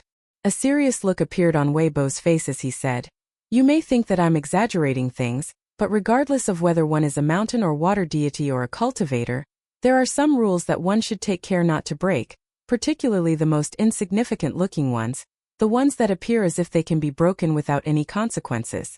Those are the rules that you should actually respect the most." Chen Ping'an nodded in response. "I've considered this during my time in Bamboo Scroll Lake, and I've arrived at the same realization during my journey after leaving Bamboo Scroll Lake." Weibo also gave a nod, then turned to the foot of Downtrodden Mountain with a smile as he declared, "You have another visitor." Chen Ping'an immediately tensed up upon hearing this, fearing that Ruan Qiong was storming up the mountain to pursue him in a fit of rage. Weibo laid a hand onto Chen Ping'an's shoulder as he said, "You'll know who it is when you see them." "Hold on a second," Chen Ping'an suddenly said. A look of indignation and exasperation appeared on Weibo's face as he exclaimed, "You still have more favors to ask of me? Don't you think you're going too far now? It's not every day that I ask you for favors, so when I do I better make it count," Chen Ping'an jibed. "Fine, let's make it 4 then," Weibo sighed. Chen Ping'an pulled out the parasol leaf, then retrieved the nourishing the noble spirit jade tablet from within. "That's an object that's just as valuable as it is sensitive," Weibo remarked at the sight of the jade tablet. Chen Ping'an offered the jade tablet to Weibo with a smile as he said, "I'm lending it to you for 100 years as compensation for that length of courage bamboo." Weibo took the jade tablet from him without any hesitation as he chuckled gleefully. "Perfect. I've been waiting for you to say that ever since you returned to the Dragon Spring Prefecture. With this jade tablet, my position as the Great Li Empire's Northern Mountain God has been completely consolidated. Even if the territory under my jurisdiction expands to encompass half of the entire eastern treasured Vile continent, I can ensure that the mountain and water fortune within do not waver. Qian Ping'an then also handed the parasol leaf to Wei Bo as he continued, "You can have the larger of the two colored glazed golden body fragments inside. I don't think I can adequately look after the parasol leaf, so I'll leave it on Cloud Drape Mountain. In any case, I'm no longer in any hurry to construct the two formations." Wei Bo was very much taken aback to hear this. A colored glazed golden body fragment the size of an infant's fist was a priceless treasure that even cultivators of the upper 5 tiers would fight to the death over. Yet it had fallen onto his lap. This was something that Wei Bo hadn't even dared to imagine in the past, even though colored glazed golden body fragments were even more beneficial to mountain and river gods than they were to cultivators. After a long silence, Wei Bo proposed, "How about you do a buy one get one free deal and give me the other fragment as well?" Qian Ping'an raised his middle finger in response. Wei Bo was very relieved to see this, and he said, "Looks like you've thought long and hard about this and aren't going to change your mind." He then carefully tucked the parasol leaf away as he praised Qian Ping'an for his generosity. "If I want the horse to run fast for me, then I must feed it well," Qian Ping'an said in a smug manner. "You really don't want to reconsider?" Wei Bo asked. Qian Ping'an shook his head as he cast his gaze into the distance with a dazed expression, and he was suddenly looking very weary as he tucked his hands up their opposite sleeves. "I had no one to rely on but myself on this journey to Bamboo Scroll Lake, so I had to be excessively cautious in everything that I did. I don't want to also have to constantly rely on myself someday even in my hometown. I want to be able to slack off as well from time to time." Wei Bo was silent for a moment, then smiled as he asked, "You were originally intending to give that smaller colored glazed golden body fragment to the downtrodden mountain god, right? He's much closer to you, so it can't hurt for you to be on good terms with him." Qian Ping'an nodded as he replied, "That was the plan, but it looks like I can save it now." "I thought you were a walking charity, but that's not very charitable of you," Wei Bo remarked. "I was never a walking charity," Qian Ping'an snapped. Wei Bo merely smiled and offered no response. A thought suddenly occurred to Qian Ping'an, and he asked, "By the way, are there any ships that can take me to the colorful garment nation from Oxhorn Mountain?" "I can get that arranged," Wei Bo replied with a nod. Qian Ping'an smiled as he said, "Next time, I'm going to scale Cloud Drape Mountain from the bottom and thoroughly explore it. You can pay a visit to Forest Deer Academy while you're at it. You have a friend who's studying there," Wei Bo suggested. He was referring to Prince Gao Xian of the Great Sui Nation, who Qian Ping'an did not have a negative impression of. Just like accumulating earth can eventually form mountains, you have a lot to look forward to in the future. When it comes to mountains, you'll have many in your possession, including Downtrodden Mountain, Grey Vale Mountain, and Sword Worship Plateau. On Downtrodden Mountain, you'll have Mr. Cui Dongshan, Zhu Lian, Pei Qian, and many other friends and mentors. And within the Greatly Empire, you'll have many allies such as me, Su Ruozheng Dafeng, and Gao Xian, Wei Bo encouraged. A faint smile appeared on Qian Ping'an's face upon hearing this. It was often the case in life that an exuberant rainbow was waiting at the end of a grueling storm. "Don't keep your guest waiting any longer now," Wei Bo said as he rested his hand on Qian Ping'an's shoulder again, then gave him a gentle push. In the next instant, Qian Ping'an was already gone, leaving Wei Bo on his own on the summit of Cloud Drape Mountain, looking out at the stunning night scenery. Qian Ping'an stumbled forward, and he felt as if he had stepped into an ethereal, colorful immortal realm. There was a momentary rush of dizziness, and by the time his vision focused again, he was already at the foot of Downtrodden Mountain. He was already accustomed to this as it had happened to him quite frequently in the lotus flower-blessed land. It was like wading through water, and the water in this case was the river of time. The land-shortening techniques of earth immortals and mountain and river gods essentially involved going against the river of time. According to legends, the immortals and deities of the distant past were able to move mountains and cross seas, completely putting the land-shortening techniques of the present day to shame. There were ancient texts claiming that the most powerful beings of the time were able to descend into the underworld or ascend into the heavens on a whim. These stories had all been told to Qian Ping'an by Cui Dongshan in casual conversations, and at the time, Qian Ping'an hadn't thought much about the supposed 3 mountains that had been moved and the 4 seas that had been crossed. It was only after purchasing that immortal book from Stalactite Mountain that Qian Pingyan discovered that there was no such concept as the 3 mountains and 4 seas in the majestic world. After that, he was reunited with Cui Dongshan in the southeastern region of the eastern treasured Vile continent, and he had brought up this matter in passing while the two of them had been playing Go. In response, Cui Dongshan had merely chuckled and brushed it off as ancient history, offering no further elaboration on the matter. At the foot of Downtrodden Mountain, Qian Pingyan was greeted by the sight of a hunchbacked man. The man spotted Qian Pingyan as well, and he remarked, "So you're able to use land-shortening techniques now. How impressive. Have you gotten rid of the downtrodden mountain god and taken his place?" "I don't have such abilities up my sleeve. It was Wei Bo who sent me here," Qian Pingyan replied in a resigned manner. "Should we take a walk?" Zheng Dafeng sized up Qian Pingyan to discover that he had lost a significant amount of weight since they had last met. It seemed that he had grown a little taller, but it didn't appear so, given his slouched back and shoulders. "Looks like you must have really suffered at the hands of Sui Yubian," he exclaimed. "How so?" Qian Pingyan asked in a perplexed manner. "It's always the young people like you that don't know how to exercise restraint," Zheng Dafeng said in a meaningful and heartfelt manner. "If you overdo it, your body is bound to suffer. I'm willing to bet that you haven't had the energy to practice your fist techniques recently, right? Head over to the old man's shop and grab some medicine to help you replenish your body. If that's still not enough, go and ask for a qi integration technique from Wei Bo, then challenge Sui Yubian to a rematch. It's fine, don't be embarrassed. It's not uncommon for men to be outmatched by women when they're inexperienced." Qian Pingyan finally understood what Zheng Dafeng was implying, and he knew that the more bothered he acted by his flippant remarks, the more crude jokes he would make. If Sui Yubian were present, she would have most likely already drawn her sword to teach Zheng Dafeng a lesson. With that in mind, he replied with a placid smile, "There is no place for such activities in the pursuit of the great Tao." Zheng Dafeng rolled his eyes in response. "By the way, I met your master's 2 new disciples. The girl is training as a pure martial artist just like you and Li Er, but that doesn't appear to be the case for that boy from Peach Leaf Alley." "Why is that?" Qian Pingyan asked. Zheng Dafeng shook his head as he replied, "No one knows what the old man is thinking. I don't even know how many other senior brothers and sisters I have outside of Li Er. Can you believe that? The old man never likes to talk about this stuff. What are your plans at the moment?" Qian Pingyan asked. "What plans could I possibly have? I'm looking for a wife, of course. If I didn't have to sleep, I'd go out wandering all night with a lantern to see if I can pick up a woman from the side of the street to take home and make my wife. You think it's fun being single? The nights are so long and lonely, and the only thing I have to keep me company beneath my blankets are my own farts. How pitiful is that?" Zheng Dafeng yelled. Qian Pingyan heaved a forlorn sigh, wishing that he had never asked. "I have something to discuss with you," Zheng Dafeng said with a smile. "Go ahead," Qian Pingyan prompted in an intrigued manner.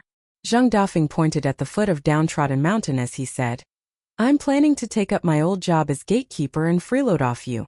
What do you say?" "You're not joking?" Qian Pingyan asked as he stopped in his tracks. "You think I came all the way to Downtrodden Mountain in the dead of night just to joke around with you?" Zheng Dafeng snapped. "Sure, you're very much welcome here. I'll get Julien to construct a house for you at the entrance of the mountain," Qian Pingyan said with a smile. "Get him to construct one on the mountain as well. Otherwise, I'll be made a laughingstock, and I'll never be able to find a wife," Zheng Dafeng negotiated. Qian Pingyan looked around momentarily, then approached Zheng Dafeng before whispering something into his ear. After hearing what he had to say, Zheng Dafeng hurriedly wiped away the drool that was trickling down from the corner of his lips, following which a sly grin appeared on his face as he said, "Surely that's not appropriate. I still don't have a wife at the moment, and if people find out, it'll be bad for my reputation. Besides, you already gave it to that little girl in the pink dress. You can't just take it back from her." "All right, in that case, I'll let her keep it. Don't come complaining to me if you change your mind," Qian Pingyan said as he continued on his stroll. Zheng Dafeng hurriedly grabbed onto his arm as he said, "Don't be like that. I was just saying that to be polite. You know me, I've always been really timid and shy. How are you still so oblivious and inconsiderate, even after traveling the world for so many years?" Qian Pingyan was silent for a moment, then decided, On second thoughts, I won't take back that fox-skin beauty talisman from her. Instead, I'll get someone to buy another one for you from Light Breeze City. Zhang Dafeng nodded eagerly in response, but a suspicious look then appeared on his face as he asked, "Hold on a second, what's that supposed to mean? You're not supplying the money to buy the talisman." "I will, but it'll serve as compensation for your gatekeeping services," Chen Ping'an replied with a smile. Zhang Dafeng was furious to hear this. The joking smile on Chen Ping'an's face faded away as he said in a serious manner, "If you really want to find a peaceful place to stay, then there are many other mountains that you can choose from outside of Downtrodden Mountain, like Grey Vale Mountain, Aobak Ridge, or Sword Worship Plateau." Zhang Dafeng shook his head in response. "I don't see anything embarrassing about serving as a gatekeeper. If I really felt like my life was over, and I wanted to hide somewhere because I was too embarrassed to see anyone, then why would I have come to the Dragon Spring Prefecture?" Zhang Dafeng patted Chen Ping'an on the shoulder, then slowly strolled onward as he looked up at the summit of Downtrodden Mountain and continued, "There's a genuine air of humanity here, and that's what I like about this place." The small town also possessed the same quality back then, but after the small world descended to become a blessed land, people from all over the majestic world began coming through here, and while it appeared more lively, that air of humanity was gone. Chen Ping'an had felt the same thing while passing through the small town on this trip back to the small town, but he had never articulated these feelings as directly as Zhang Dafeng. "If there comes a day when I feel like Downtrodden Mountain has become the same way, then I'll move away without a second thought. If that time comes, don't blame me for not bidding you farewell," Zhang Dafeng said. "I think you should still tell me if you're going to move away," Chen Ping'an said after some consideration. Zhang Dafeng offered no response to this, but he suddenly reached out a hand to pat Chen Ping'an on the back as he said, "Stand up straight. Aren't you tired walking around hunched over like that? I may be hunchbacked now, but at least I'm handsome. If you walk around like some hunchbacked old man, you're never going to attract any fine ladies." Chen Ping'an tried to force a smile onto his face, but ultimately failed. That night, Zhang Dafeng stayed in Julian's courtyard. The two of them were birds of a feather, and they could easily chat the entire night over 2 flagons of wine and several simple dishes. The thought of Julian's presence on Downtrodden Mountain made Chen Ping'an feel much better about Zhang Dafeng's chances of staying here. Julian was most likely going to be making regular trips to the foot of the mountain to chat and drink with Zhang Dafeng, and if they got into one of their boasting contests, Zhang Dafeng may even reveal his status as one of the 4 divine generals of the heavenly court during his past life. Upon Chen Ping'an's return to the bamboo building, he discovered Cui Chan's grandfather already standing on the 2nd floor, and he turned to make his way into the building. Even as his skin began to crawl from dread, he still ascended to the 2nd floor. Cui Chan's grandfather was seated in the room with his legs crossed, and he jibed, "You're not going to thank me for allowing you to see that fine moonlit maiden? I can't bring myself to say things that go against my conscience," Chen Ping'an replied in a stoic manner as he sat down across from him. Cui Chan's grandfather nodded in response. "That's understandable. You haven't been beaten for a few years, so you've developed a bit of courage." A sense of foreboding welled up in Chen Ping'an's heart upon hearing this. "You're still thinking about running?" Cui Chan's grandfather sneered. "Are you not afraid that I'll punch you straight to Divine Elegance Mountain, then have Ruan Chong smash you back to Downtrodden Mountain with a swing of his hammer?" Beads of sweat began to take shape on Chen Ping'an's forehead. Cui Chan's grandfather pulled a letter out of his sleeve, then tossed it at Chen Ping'an as he said, "Your student left this for you." As Chen Ping'an reached out to catch the letter, Cui Chan's grandfather had already thrown a punch at him. Even though Chen Ping'an could sense the punch coming, he was still unable to react, and he was sent flying before crashing into the wall with an almighty thump. "How strange. You're somehow less alert as the peak 5th tier martial artist that you are now than back when you were only at the 3rd tier. No wonder you've only been regressing all this time," Cui Chan's grandfather sneered. Chen Ping'an stowed the letter away in his minimization treasure, then removed Sword Immortal from his back before taking off his boots. His back was hunched, and he adopted a slack-looking fist stance. His fist intent was completely contained within his body, and his joints cracked and popped like firecrackers as his robes rippled over his body, while the surrounding dust in the room erupted up into the air. If Julien were here, He would have undoubtedly been astonished before immediately flattering Qian Pingyan by telling him that the student had already surpassed the master. During the past few years, the only fist stance that Qian Pingyan had been practicing had been the ape form, the fist stance invented by Zhu Lian. Even though he was still yet to fully master the stance, it was already looking very similar to Zhu Lian's ape form, which he had been honing for several decades. With his ape form fist intent coursing through his body, Qian Pingyan adopted the examining the dragon fist stance that he had learned from Imperial Preceptor Zhongqiu of the Lotus Flower-blessed land, but his fists were held up in accordance with the heavy cavalry formation shattering technique. Come. As long as you restrict your cultivation base to the 5th tier, I'll have no complaints even if you beat me to death. Cui Qian's grandfather slowly rose to his feet.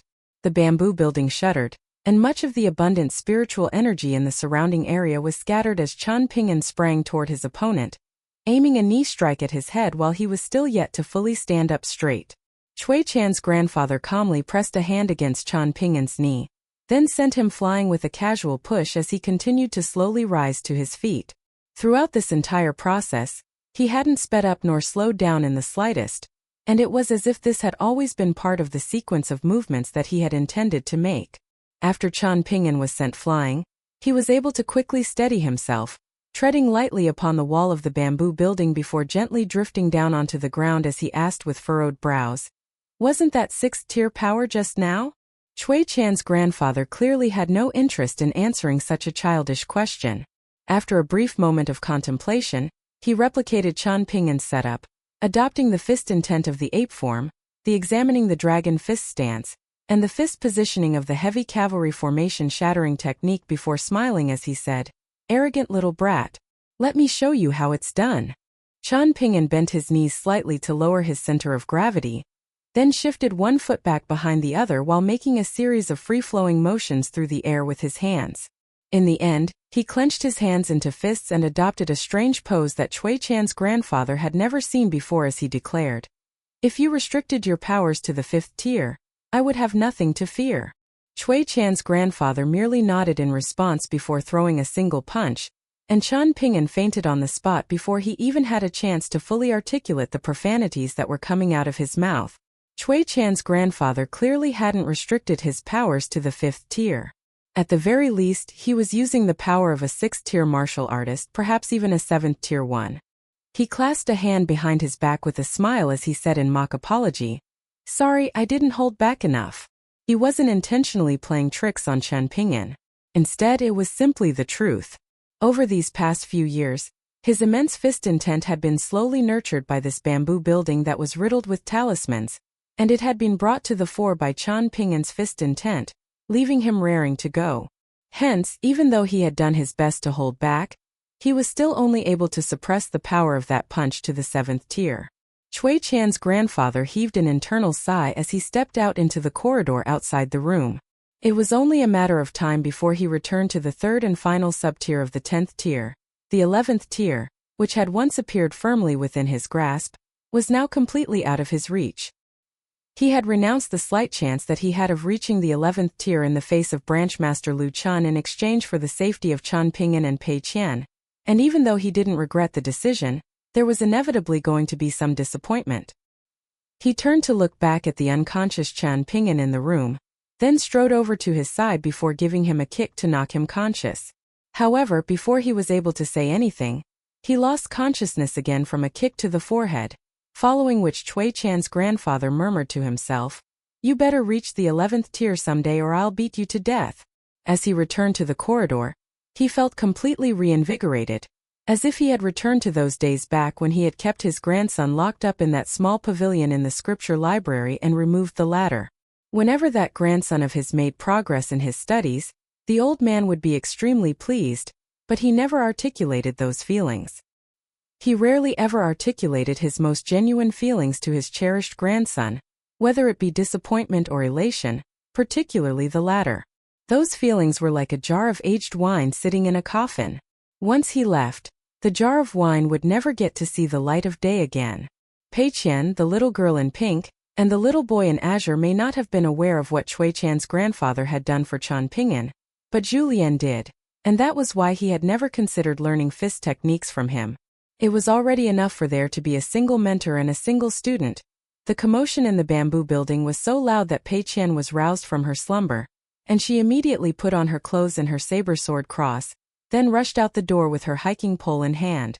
The little girl in pink also emerged from her room a second behind Pei Qian, and the latter was already rushing out of the courtyard. The little girl in pink hurriedly ran after her, and upon catching up to Pei Qian, she discovered that there was a look of intense killing intent on her face, and that she was grumbling under her breath as she rushed along.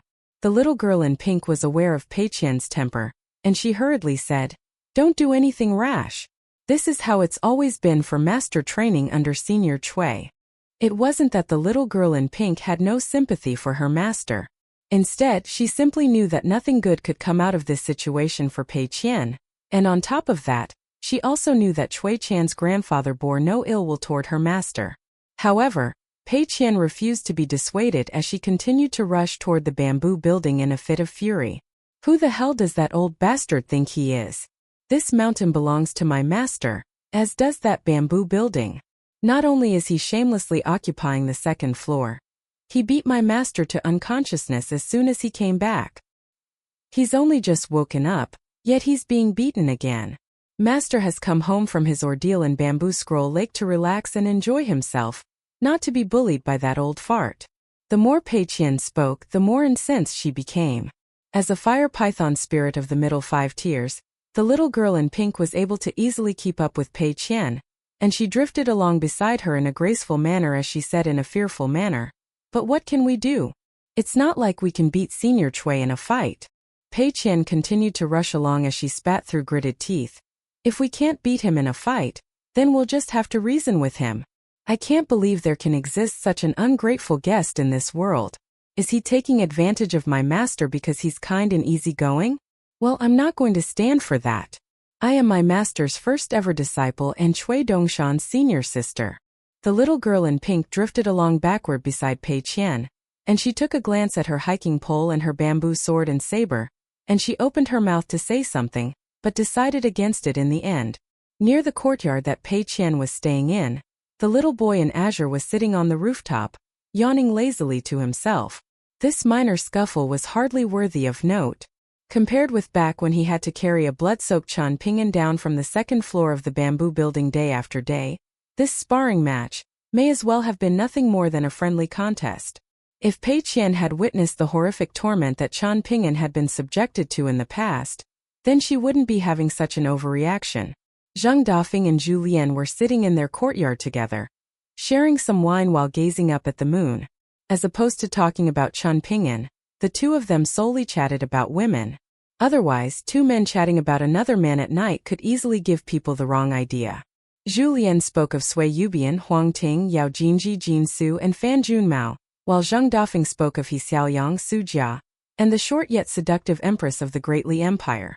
Zheng Dafeng also spoke of the beautiful women who were local residents of the small town that he had seen during his time serving as gatekeeper of the Jewel Small World. There was Gu Kan's mother, as well as a woman from Apricot Blossom Alley who had been in her prime several decades ago, but had since recently become the river guardian of the Dragon Whisker River. After becoming a water deity, she was able to return to her youthful appearance, and she was quite a beauty, but she had a very sharp tongue, one that was even more scathing than that of Li Er's wife. Zheng Dafeng took a sip of wine, then smacked his lips in a blissful manner as she said, "Being able to drink and chat about beautiful women with a close friend on such a peaceful night. I can't imagine life getting any better than this." The porcelain flagon and cups on the table were quite old, and it was very apparent at first glance that they had been made in one of the small town's dragon kilns. They were near perfect, but there were very strict regulations when it came to imperial ware to be offered up to the Song clan, and even porcelain ware with only the slightest imperfections were always caught by the officials of the kiln supervision office before being smashed and tossed onto the mountain of porcelain. Zheng Dafeng was a very avid drinker, and he also possessed a great deal of street smarts, so it hadn't been difficult for him to secretly secure some porcelain ware that should have been sent to the Great Li Empire's imperial palace. When it came to these sneaky moves that he liked to make, old man Yang could hardly care less. Zhu Lian was in the process of pouring wine into his empty cup when it suddenly stopped what he was doing, then set down the flagon before picking up his wine cup and placing it beside his ear. He cocked his head to the side as he listened intently with his eyes slightly narrowed, then lowered the cup with a smile as he mused. Large crazing on a small piece of porcelain wears like the budding desire for romance of a young woman from the wilderness, whereas small crazing on a large piece of porcelain wears like a stunning beauty whose elegance can captivate an entire nation. Normally, Zhang Dafeng would have scoffed at such pretentious dialogue, but it didn't bother him in the slightest, hearing this from Zhu Lian. Instead, he found himself appreciating the analogies. The moon was bright and the breeze was light. The two of them felt as if they could peer into one another's hearts, and it was a special connection that was as rare as it was precious. Zhang Dafeng smiled as he asked, "Be honest with me, Zhu Lian. Did you really not develop true feelings for any woman during all of your years in the lotus flower-blessed land?" Zhu Lian gently set down his cup as he sighed. "When a woman captures my heart, my feelings for her are always true and earnest. However, I was constantly bogged down by matters related to my nation and the martial arts world, and I was often unable to govern my own fate. On top of that, I held extremely lofty aspirations as a young man, and I always thought that romance was a waste of time. I wanted unmatched power, I wanted to earn the respect of all of my contemporaries, I wanted to see my name go down in the history books. Whenever I thought about these things, I was like an old pervert living in the wilderness catching a glimpse of a beautiful woman bathing in a lake. It's a massive rush of blood to the head, right?" Zhang Dafeng chuckled. Zhu Lian hurriedly filled both of their cups before raising his cup in a toast. Despite the short time that they had known each other, Zhang Dafeng truly knew him better than anyone else. The two of them gently touched their cups to one another, and Zhu Lian downed the contents of his cup in one go before wiping his mouth as he smiled and said, "The sound of clacking wine cups between close friends is even more captivating than the sound of a beautiful woman undressing to bathe. Have you actually heard such a delightful sound before?" Zhang Dafeng asked. "I have, but it's all in the past now," Zhu Lian replied with a nod. "You are truly worthy of my admiration," Zhang Dafeng praised in an earnest manner. The little boy in azure rolled his eyes as he listened to their conversation. He couldn't understand for the life of him why a pair of martial artists like them never spoke about martial arts when they were together, instead choosing to talk about women, who were both out of reach and massive wastes of money. Regardless of how stunningly beautiful a woman was, what did that matter for? Even the most gorgeous mortal women only had a few good years before their looks would begin to fade. And even a beautiful female cultivator simply wasn't worth the trouble. Could they earn money with their good looks? Could their good looks be exchanged for immortal currency to purchase immortal treasures? In light of this, the little boy in azure felt their conversations to be extremely vapid and uninteresting. What was even more perplexing to him was that both Zhu Lian and Zhang Dafeng were among the most exceptional pure martial artists on the entire Eastern Treasured Vile continent, yet neither of them had a single woman by their side, despite how apparently obsessed they were with beautiful women. Even a 6th or 7th tier martial artist could be considered a master in the cultivation world, and they could easily have women flocking to them in droves if they so pleased. The little boy in azure leaned back and laid down onto the rooftop with his hands serving as a pillow. He couldn't understand why Chun Ping'an was able to be friends with these two, and true friends no less. Over at the bamboo building, Pei Qian was facing off against Cui Qian's grandfather in the corridor of the 2nd floor. "Are you here to stand up for your master?" Cui Qian's grandfather asked with a smile. "We are all upholders of justice and morality, so we have to do what's right and be grateful to those who've shown us kindness. Right?" Pei Qian challenged. Cui Qian's grandfather offered no response. No matter how he looked at Pei Qian, it was clear to him that she possessed immense martial fortune, and he couldn't help but wonder why Chun Ping'an was unwilling to polish this diamond in the rough that had fallen onto his lap. Chun Ping'an wasn't good at much else, but he did possess a decent eye, so he shouldn't have been oblivious to Pei Qian's prodigious potential. Why was it that he was simply allowing her to do as she pleases, fantasizing about mastering unmatched swordsmanship overnight, when her time would clearly be much better spent training martial arts? However, Pei Qian was quite devoted to Chun Ping'an as her master, so Cui Qian's grandfather couldn't just bypass Chun Ping'an and interfere with her training as he saw fit. That was his way of being a just and moral person. Even though Pei Qian was completely wasting her talents by doing nothing all day, Cui Qian's grandfather could only wait until Chun Ping'an returned to Downtrodden Mountain before bringing up the matter to him. As for how Chen Ping'an ultimately decided to dictate her training, that was still up to the two of them. The longer Cui Qian's grandfather remained silent, the less confident Pei Qian felt. There was no way that she could beat him in a fight, even if she were to call upon Zhu Lian for help. She could only blame her own deranged demon sword techniques for being too difficult to master. Otherwise, she would have already beaten this old bastard into submission and forced him to kowtow to her master in apology. Despite her waning confidence, she felt particularly courageous on this day and refused to leave. The little girl in pink nervously tugged on her sleeve, hoping to convince her that she had already said enough, but Pei Qian gently shrugged her off as she puffed out her chest and challenged loudly, "Let's play a game of Connect 5. I get to dictate the rules, and whoever loses has to follow the winner's orders. Do you dare to accept my challenge?" "I do not," Cui Qian's grandfather replied without any hesitation, leaving Pei Qian completely dumbfounded. "Is it going to take your master being beaten to death by someone someday for you to finally focus on your martial arts training? I suppose then you'll train for a few days, then decide that it's still too difficult and give up altogether. After that, all you'll be able to do is pay frequent visits to your master's grave in order to make yourself feel a little better. Isn't that right?" Cui Qian's grandfather suddenly asked. Tears began to well up in Pei Qian's eyes, and she pursed her lips tightly as she gripped tightly onto the hilt of her saber. Right at this moment, Chen Ping'an staggered unsteadily out of the room, then leaned against the railing as he waved a hand to dismiss Pei Qian and said, "Go back to bed. Don't listen to him, I'm not dying anytime soon." "But what if you do die?" Pei Qian asked on the verge of sobs. "Then come in and have Senior Cui train you. It'll be just like when you were training with Sui Yubian in Old Dragon City. I'm going to count to 3. If you still haven't gone back to bed by then I'll throw you into the room, and there will be no turning back for you. Senior Cui can do whatever he wants with you and I won't interfere," Chen Ping'an proposed. Even before he had a chance to begin counting, Pei Qian was already fleeing for her life as she murmured to herself, "Master's not going to die. He's way too strong for that." "Her conscience is just as lacking as her gumption," Cui Qian's grandfather sneered. A gentle look appeared in Chen Ping'an's eyes as she watched the two little girls rushing away, and he smiled as he said, "She's already doing great for a kid her age. If we expect any more out of her, then we would be the ones in the wrong." Cui Qian's grandfather shook his head as he argued, "If she were just some average kid, then starting a little late wouldn't be a problem, but for such a fine talent like her, the earlier she begins to experience hardship, and the more hardship she endures, the greater her potential will be. 13 is already not too early an age to start. If I recall correctly, you received the mountain shaking guide and began training at around the same age. In any case, I'm Pei Qian's master, so it doesn't matter what you say," Chen Ping'an said with a smile.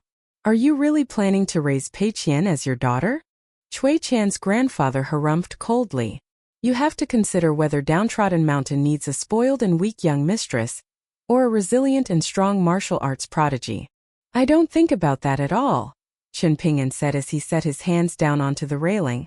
"All I'm considering is that Pei Qian is already being forced to do many things that she doesn't like at such a young age, such as making transcriptions, practicing walking meditation and saber and sword techniques.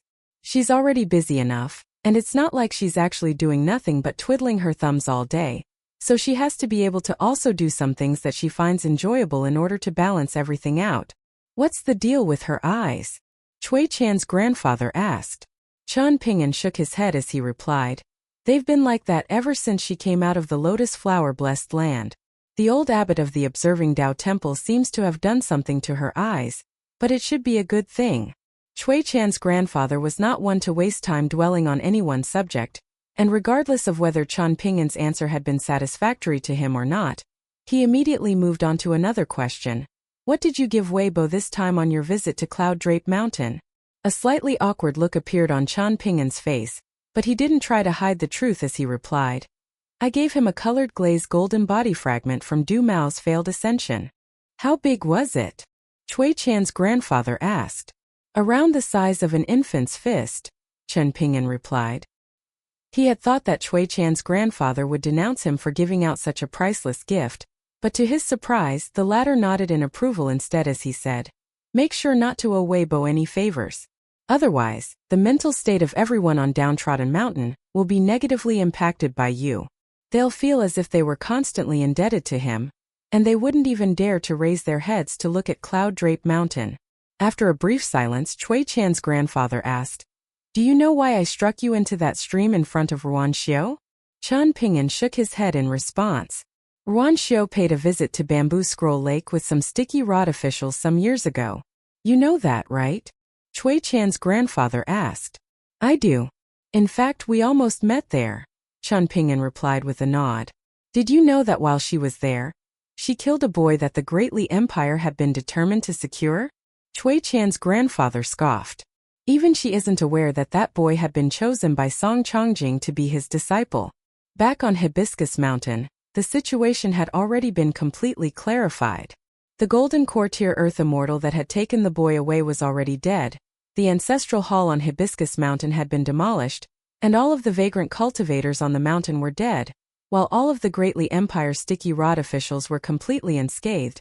So why do you think they were unable to bring back that boy, who should have had a bright future ahead in the Great Li Empire? Chen Ping'an didn't know the answer to that question, and he fell into deep thought. The boy that caught Song Chongjing's eye was naturally an extremely rare and endowed martial arts prodigy, Chui Chan's grandfather continued. The sticky rod officials of the Great Li Empire were able to find him because a breakthrough that he had made some years ago had triggered phenomena in several martial sage temples, even though he had only been a martial artist of the lower 3 tiers at the time. Martial fortune had always served as the foundation of the Great Li Empire, so this had been a matter of great national importance. Even though Ruan Xiu helped the sticky rod officials track down 3 sticky rod official candidates as compensation, she's still somewhat indebted to Song Chongjing. Does this have something to do with me? Chen Ping'an asked in a puzzled manner. Chui Chan's grandfather threw another punch at him, hoping to knock some intelligence into that dull brain of his. Chen Ping'an had already anticipated that a punch was coming, and he took several steps back in retreat, carrying out his 6-step walking meditation in reverse as if it were second nature to him. Chui Chan's grandfather took a moment to compose himself, and only then did he suppress the urge to throw another punch as he explained, "You only want to become the strongest and you had no interest in fighting over martial fortune, but does Ruan Xiu think that way? All of the foolish women under the heavens who fall in love are always looking out for the men of their hearts, doing everything in their power to do what they think is best for them. From Ruan Xiu's perspective, that boy was around your age and was fighting against you for martial fortune, which entailed a clash of great das. Hence, she viewed him as a threat to you and killed him for your sake." A dejected look appeared on Chen Ping'an's face upon hearing this. Chui Chan's grandfather stood with one hand clasped behind his back while stroking the railing with the other as he continued. "I'm not trying to play matchmaker. I just want you to understand that when rejecting a girl, you have to at least know exactly what she has done for you. If you know everything and still decide to reject her, and you articulate everything to her clearly, then you will not be at fault. Instead, you will have done a good thing and taken the responsibility to be expected of a man, and the girl should feel fortunate to have fallen for someone like you. However, if you don't know anything, yet still think that you can reject her with a clear conscience, then you are nothing more than a fool. Do you understand?" "I do," Chen Ping'an replied with a nod. "Then what are you going to do?" Chui Chan's grandfather asked. "I don't know," Chen Ping'an replied. Chui Chan's grandfather raised an eyebrow, and Chen Ping'an immediately fled for his life upon seeing this, vaulting over the railing to escape from the bamboo building. However, as opposed to flying away from the bamboo building, he plummeted to the ground, then immediately used an inch movement talisman while patting his sword nurturing gourd, releasing 1st and 15th to protect his back. After that, he released Sword Immortal from its scabbard before stomping a foot heavily down onto the ground, launching himself up into the air before landing atop Sword Immortal with unerring accuracy. Instead of rising up into the sky, where he would be an easy target, he raced through the forest just barely above the ground, zigzagging back and forth at an incredible speed. Clearly, this was a carefully orchestrated escape plan that had been thoroughly thought out. Chui Chan's grandfather didn't bother to lash out after him. Instead, he chuckled. "If you were half as good at dealing with relationships as you were at running away, Ruan Xiu would most likely gladly accept you as his son-in-law." On the cusp of daybreak, Chen Ping'an was sitting alone on the stone steps near the summit of Downtrodden Mountain. Julien sat down on the step beside Chen Pingin's feet, reeking of wine as he turned to him with a smile and remarked, "How unfortunate that you have a home, but cannot return to it. I brought this upon myself, so I can't blame anyone else," Chen Pingin sighed. "It's almost daybreak. If you're not sleepy, how about we pay a visit to the new prefectural city together?" Julien proposed. "We can go pick up the girl that's technically half a disciple of our downtrodden mountain. To tell you the truth, given my hideous appearance, it took a great deal of convincing for her seniors to believe that I'm actually from Downtrodden Mountain. However, they've still requested to see the owner of Downtrodden Mountain. Otherwise, they wouldn't dare to simply let their young mistress leave home to enter the mountains, so I'll have to trouble you to personally make an appearance, young master." "That's fine," Chen Pingin replied with a smile and a nod. "We'll be passing by Cool Wind Mountain in the north on the way, and we can pay a visit to Dong Shuijing's wonton shop before we travel to the new prefectural city. We can also pay a visit to the ancestral mountain of the Dragon Spring Sword sect along the way while we're at it," Julien suggested with a smile. Chen Pingin aimed a light kick at him, and Julien took the kick without evasion before groaning, "Oh, my poor back." Chen Pingin rose to his feet, then let loose a loud whistle, and Chu Huang quickly trotted over to his side. As opposed to riding Chu Huang, he guided it by the reins as he slowly made his way down the mountain. He was already accustomed to traveling everywhere with Chu Huang, so he often dragged it around even when he didn't require a steed to ride. "Has Zhang Dafeng gone to sleep?" Chen Pingin asked. "I'd say most likely not. I lent him a brilliant book and I'd say he's most likely reading it in bed right as we speak." Julien chuckled as he rubbed his hands together. Chen Pingin's expression darkened slightly, and he regretted raising the question. He hurriedly changed the subject as he asked, "What's the name of the girl in the prefectural city?" "Sinyuanji," Julien replied. "That's a rather strange name," Chen Pingin remarked. "She's a fine young woman, very tall and slender. She's a lot taller than even me, and she appears rather thin and frail, but upon closer inspection, you'll find that she's very proportionate and has meat in all the right places, especially those long legs of hers. Are you choosing a disciple for Downtrodden Mountain, or picking a wife for yourself?" Chen Pingin interjected in an exasperated manner. "I would take her for my wife, but I lack the vigor," Julien sighed. "How could that possibly be true when you're a far-roaming tier martial artist?" Chen Pingin countered with a roll of his eyes. "In that case, I may possess the vigor of a young man many decades my junior, but I'm too pure of heart to do anything. Does that sound better?" Julien amended. "Make sure you and Zhang Dafeng don't scare her once she arrives on Downtrodden Mountain," Chen Pingin sighed. "Of course not, young master. Brother Dafeng and I are both among the best men under the heavens," Julien replied with a smile. Chen Pingin stopped in his tracks, then handed his minimization treasure to Julien as he said, "I'll go to prefectural city on my own to pick her up. I still remember the address. Give that minimization treasure to Zhang Dafeng. He knows what needs to be done to open a mountain, and he was the one who gave it to me to begin with, but I haven't yet refined it. It contains some wine, some copybooks, and many small antiques. As for where these things should be placed and buried, you're the expert, so I trust you to carry out this task with Zhang Dafeng." Julien accepted the white jade tablet minimization treasure, then turned to scale the mountain, but before he left he said, "There's no need to hurry back with Sinyuanji, young master. It's a fine day for sightseeing, so take it slow and appreciate the passing scenery. Just be careful you're not misunderstood by Master Ruan." Chen Pingin was just about to invite Julien to accompany him to the Dragon Spring prefectural city, but the old man was already gone like a wisp of smoke. Chen Pingin made his way down the mountain with a concerned look on his face. He traveled through the mountains with Chu Huang, and it was a far smoother journey than back when he had traveled through the mountains with Old Man Yao. With the exceptions of the more bumpy and perilous paths that Chen Pingin had intentionally taken, the journey was very smooth, and different paths presented different pieces of scenery to behold. At around dusk, Chen Pingin reached the wonton shop halfway up Cool Wind Mountain with Chu Huang in tow, and he was greeted outside the shop by Dong Shuijing, who had grown far taller since they last met.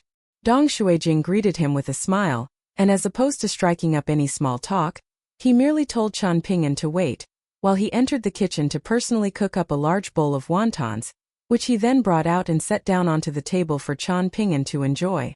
After eating his first wonton, Qian Ping'an smiled as he said, "My only hope now is that the flavor of these wontons never changes.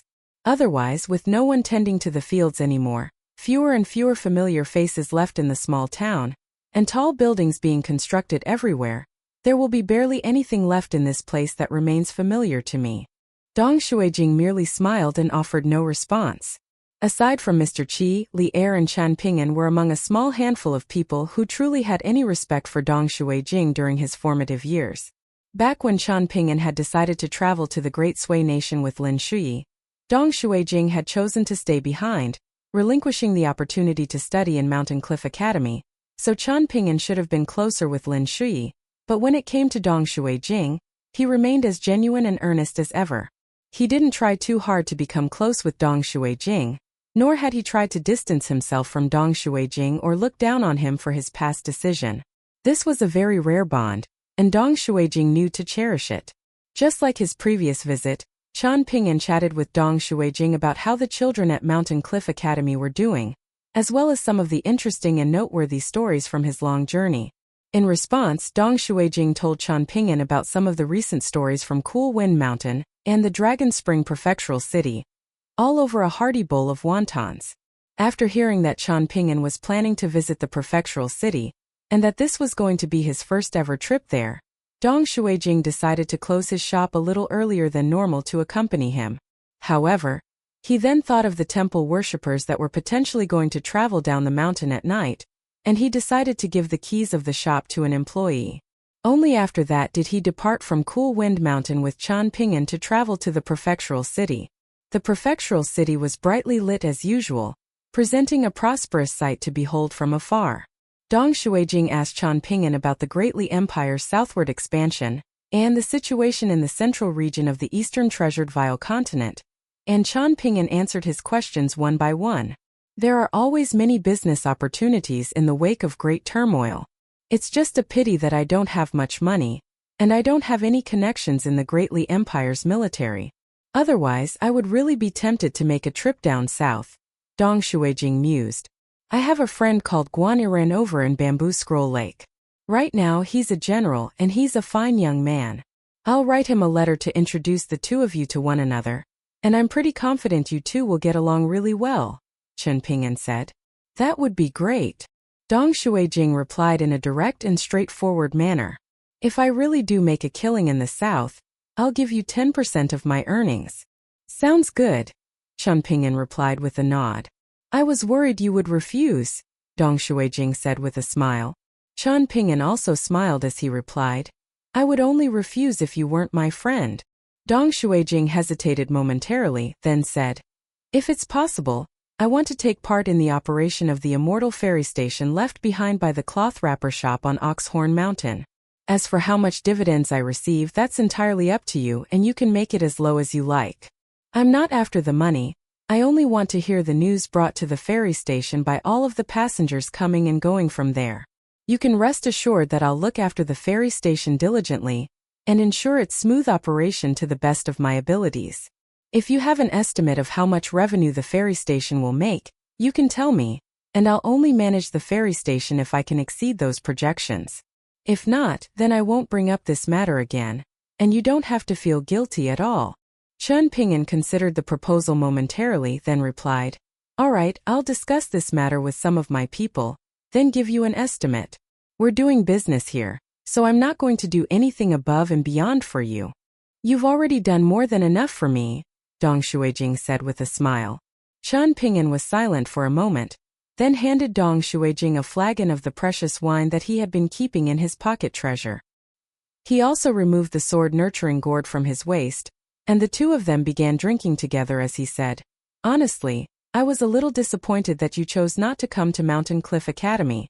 I felt like we were the most alike in that we both came from impoverished backgrounds, and I never had the chance to study, so I was a little angry that you chose to remain in the small town. Of course, that was very unreasonable of me, and looking back now, you've done very well for yourself. That's why I now have the chance to say this to you. Otherwise, I'd have to keep these words bottled up indefinitely. Dong Xuejing took a sip of wine, then said, I know what I'm good at. I may not be the worst student, but I definitely wouldn't be able to compare with Lin Shuyi, so I knew that it was better to play to my own strengths. Both of you are completely head over heels for Li Huai's sister, Chen Ping'an chuckled. Dong Shuijing's cheeks were slightly flushed, and it was unclear whether this was from the wine that he had drunk or for some other reason. After taking a large swig of wine, Dong Shuijing said, "There's one area that I'll definitely be better than Lin Shuyi in. If Li Lu chooses someone outside of the two of us someday, Lin Shuyi will definitely be furious, but I won't. As long as Li Lu is living a good life, I'll still be happy. Somewhat. Of course, I won't be too happy. I'm not going to lie to you that I'll be over the moon even if Li Lu chooses someone that's not me. But I'm confident that I'll at least be able to take it better than Lin Shuyi." Chen Ping'an nodded in response. "This must be really expensive, right?" Dong Shuijing asked as he gestured to the wine flagon in his hand. "It's definitely not cheap," Chen Ping'an replied with a smile. Dong Shuijing took another small sip, then exclaimed, "It tastes even better now that you say that." "That sounds like something I would say," Chen Ping'an chuckled.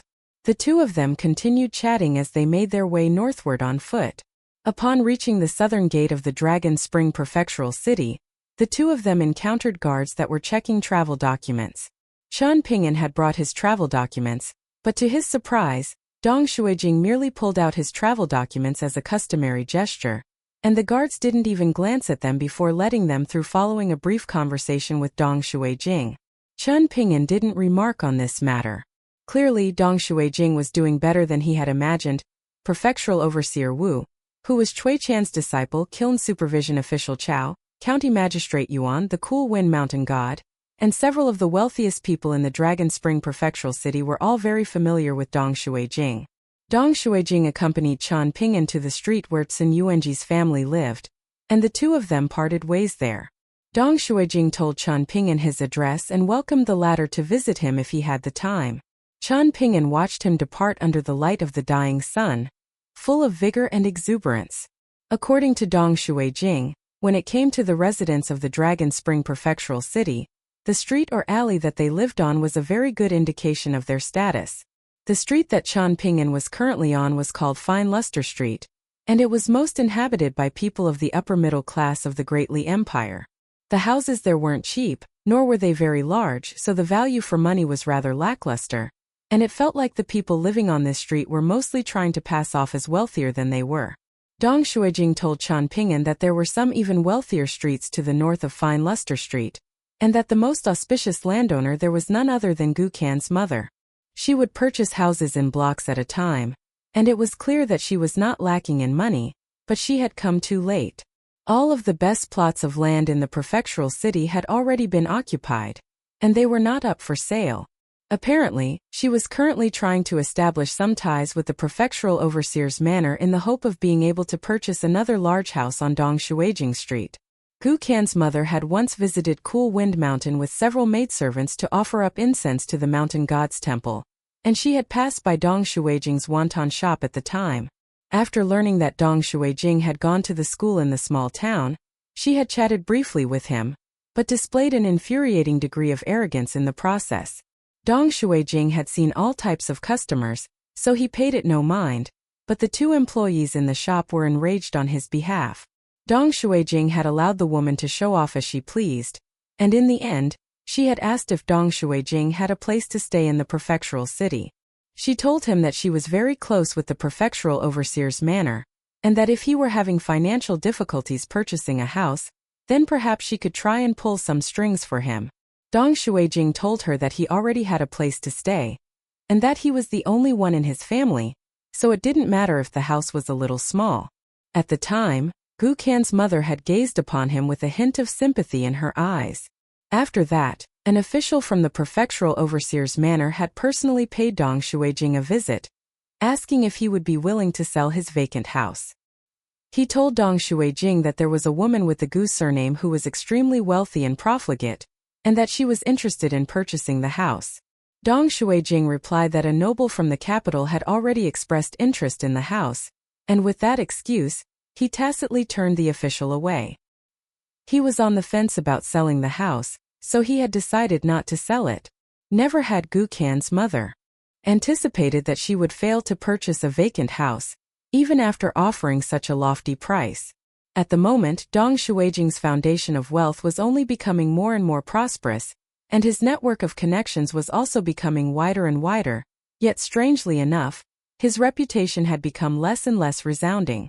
Within just a year or two, there was barely anyone talking about the scandalously wealthy half-city Dong anymore. This was actually an even clearer indication that Dong Shuijing was truly wealthy now. Over at the small residence on Fine Luster Street, Qian Ping'an declared his arrival to the porter, informing him that he was Qian Ping'an from Downtrodden Mountain, and that he was here for Cin Yuanji. The porter was rather skeptical, so Qian Ping'an could only display his passport.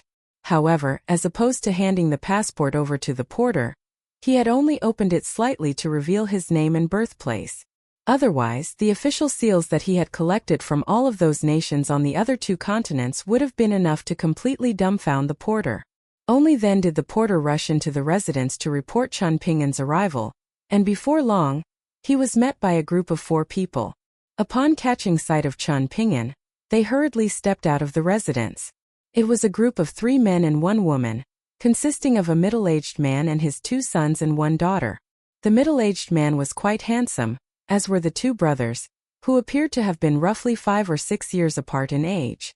According to Zhu Lian, Cin Yuanji was only 13 years of age, but she had already grown into an elegant young woman who could have easily passed for 17 or 18. She did indeed bear some resemblance to Sui Yubian, but her appearance wasn't as cold and forbidding. Instead, there was a natural air of seduction about her, and it was no wonder that even at such a young age, her looks were enough to attract so much trouble that her family was forced to move out of the capital. Qian Ping'an declared his own name again, using the official dialect of the Great Li Empire rather than the regional dialect of the Dragon Spring Prefecture. The middle-aged man extended a respectful bow as he greeted. Zhang pays his respects to esteemed immortal Qian of Downtrodden Mountain. An apologetic look then appeared on his face as he said, "Due to the importance of this matter, I don't dare to mention your name in front of other members of my family." "That's fine," Qian Ping'an reassured. He then turned to Cin Yuanji as he asked, "Do you have anything to say to your family? Once you're on Downtrodden Mountain, you won't be able to leave as you please, and even when you send letters to your family, there are some rules that you must follow. If you have something to say now, I can wait for you." Qian Ping'an shook her head in response. "All right, then let's go," Qian Ping'an said as he turned around with his horse in tow. He didn't enter the residence for a cup of tea, nor did he say anything to reassure the men of the Cin family before departing with Cin Yuanji.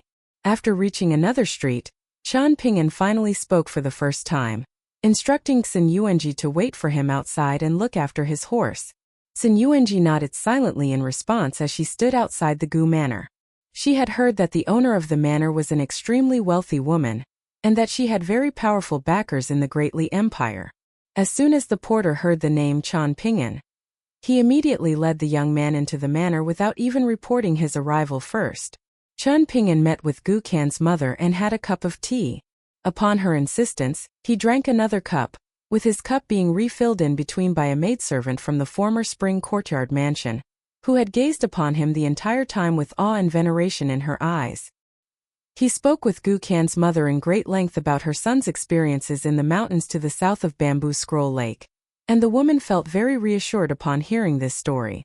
Only after that did he stand up to depart, and Gu Kan's mother accompanied him personally to the entrance of the manor. She even stepped out of the manor and accompanied him down the steps, and only upon his insistence that she had escorted him more than far enough did she finally stop in her tracks.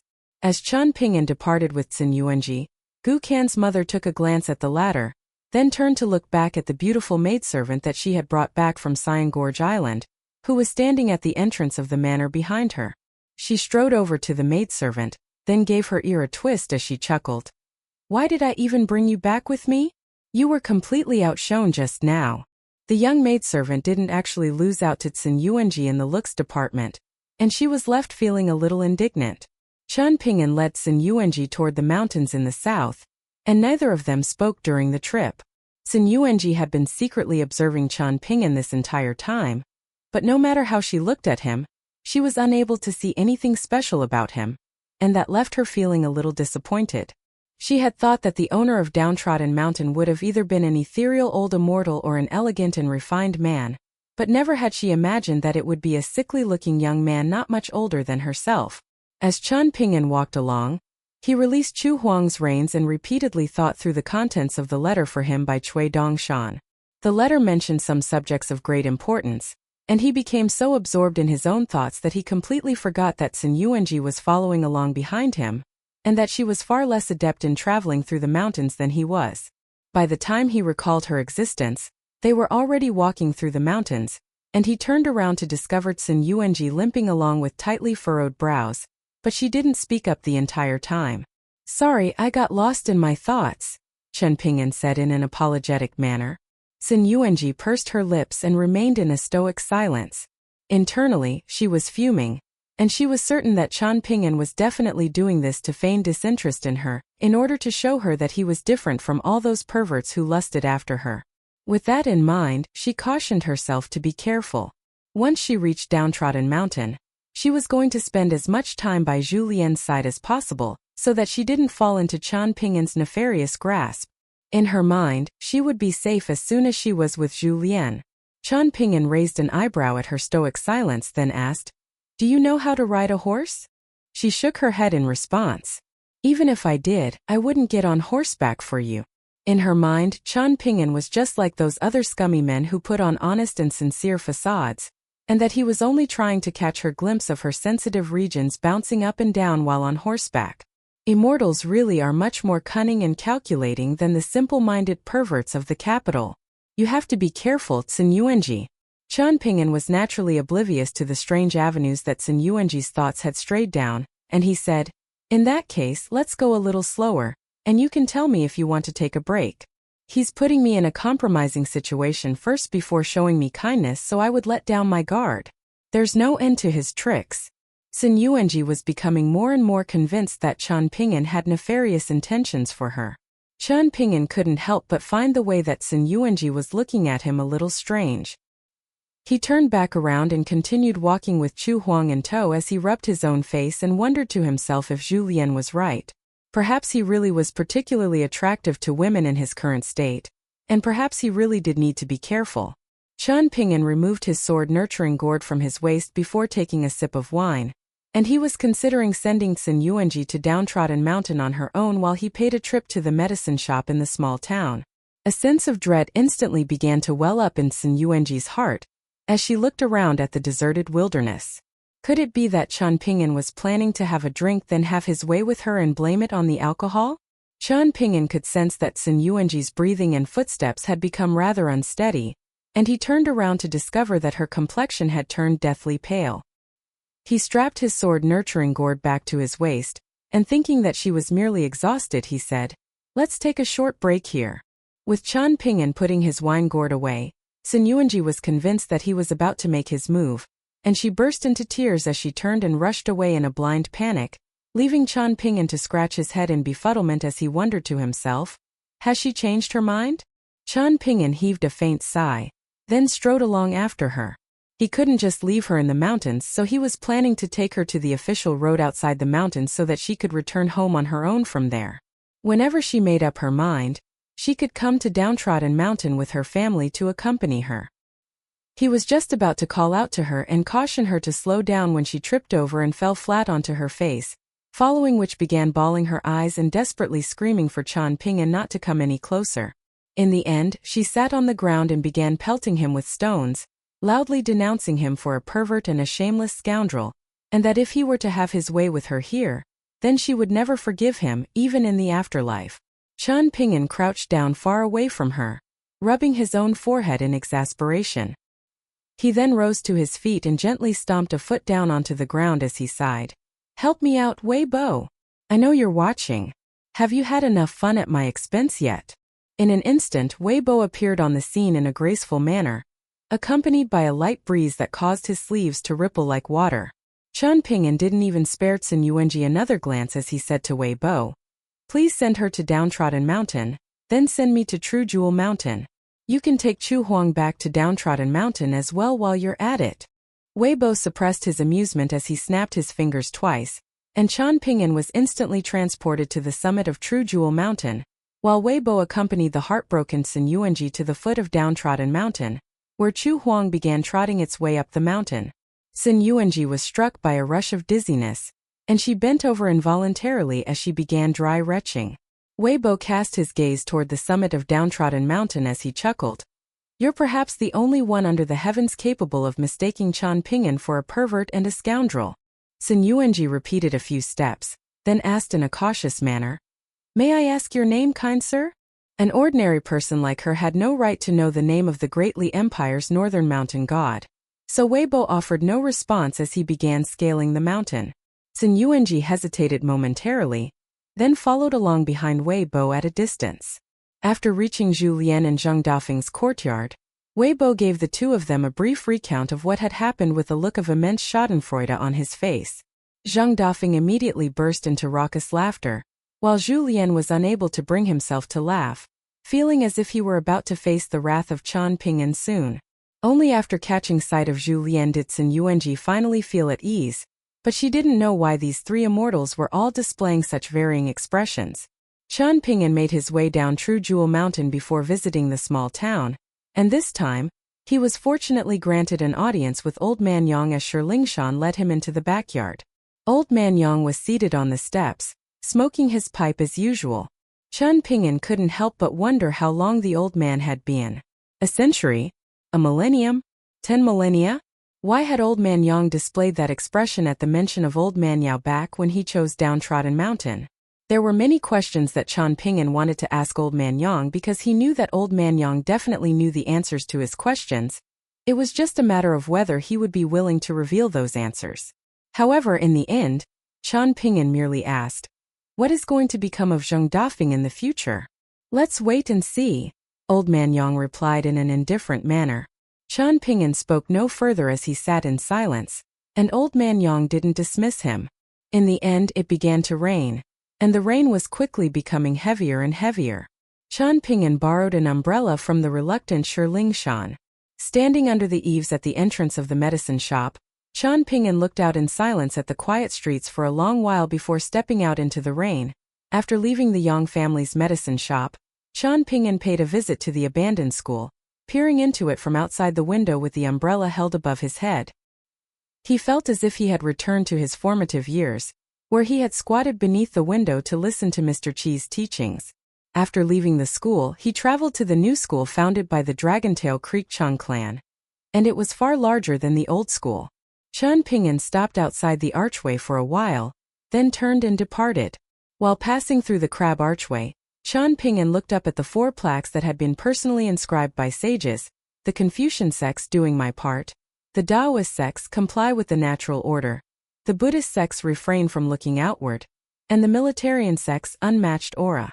Following the fall of the Jewel Small World, multiple rubbings of these plaques had been made by the Great Li Empire's imperial court through the use of secret techniques, stripping them of the energy, essence and spirit that they once contained, and it was unclear who had been the lucky recipients of those blessings.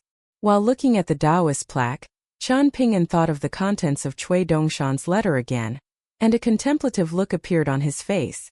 After that, he also passed by the Iron Lock Well, which had already been purchased by a private party, and a low fence had been constructed around it, prohibiting the local residents from drawing water from the well. Chan Ping'an was reminded of the young man at the ferry station, who had obtained that iron chain. He was Lu Laoqing's disciple, a tall, black-robed young man with a gentle personality. Not only did he think that, even Pei Qian was of the opinion that the young man was a good person, so he had to have truly been a good person. It was only because of him that Chan Ping'an later dared to venture onto Palace Willow Island. He couldn't help but feel like someone who had raised a disciple surely couldn't have been rotten to the core, and as it turned out, he had been right to take the gamble. However, there was still a sense of lingering fear whenever he thought back to the mind games that he had played with Lu Laoqing. All of a sudden, an amused smile appeared on Chan Ping'an's face.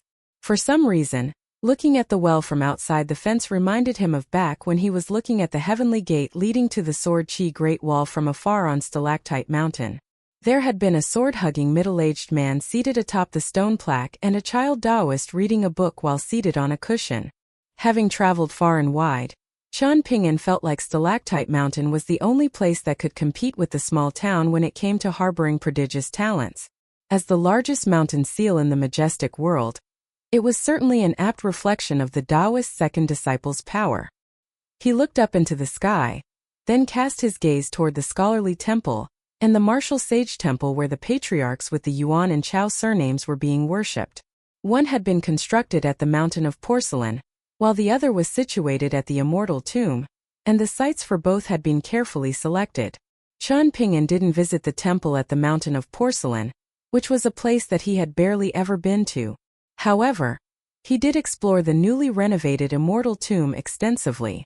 Many of the deity statues of the bodhisattvas and heavenly officials had been restored and renewed by the skilled artisans of the Great Li Empire, but the work in the area still wasn't fully complete, and there were still many artisans busy at work on the lofty wooden scaffolding. Apparently, the Great Li Empire's imperial court planned to continue expanding the scholarly temple and martial sage temple, and that at some point the bodhisattvas of Buddhism and the heavenly officials of Taoism were going to be worshipped in dedicated temples. Once that plan came into fruition, the scholarly temple and martial sage temple of this place would still technically only be a county city temple, but they would the most majestic scholarly temple and martial sage temple in the entirety of the Great Li Empire, sure to draw in worshippers of all statuses from far away. In the beginning, it was actually Changping who had supplied the funds and requested Ruan Xiu to help him renovate the deity statues and construct buildings.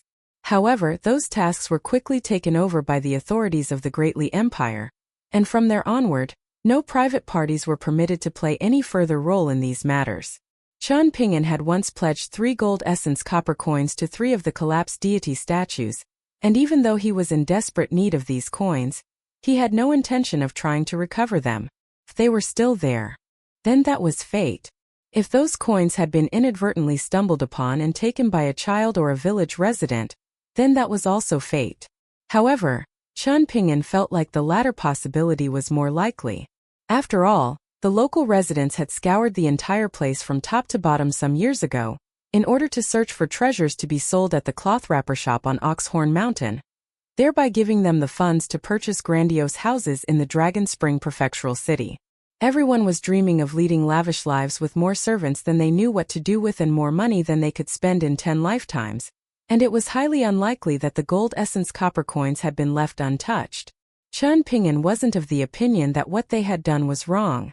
The only thing was that if they were to sell those treasures, he felt like he should have waited until a little later to sell them, and that would have secured them even greater profits. If they had just waited several more years, the same immortal artifact could have easily been sold for several times the price. Why had the cloth wrapper shop on Oxhorn Mountain moved out of the Dragon Spring prefecture, abandoning an immortal ferry station that had taken exorbitant funds to construct? In the beginning, Changping had thought that the cloth wrapper shop had placed its eggs in the wrong basket, preferring the luminous Vermilion Empire's chances over the Great Li Empire's.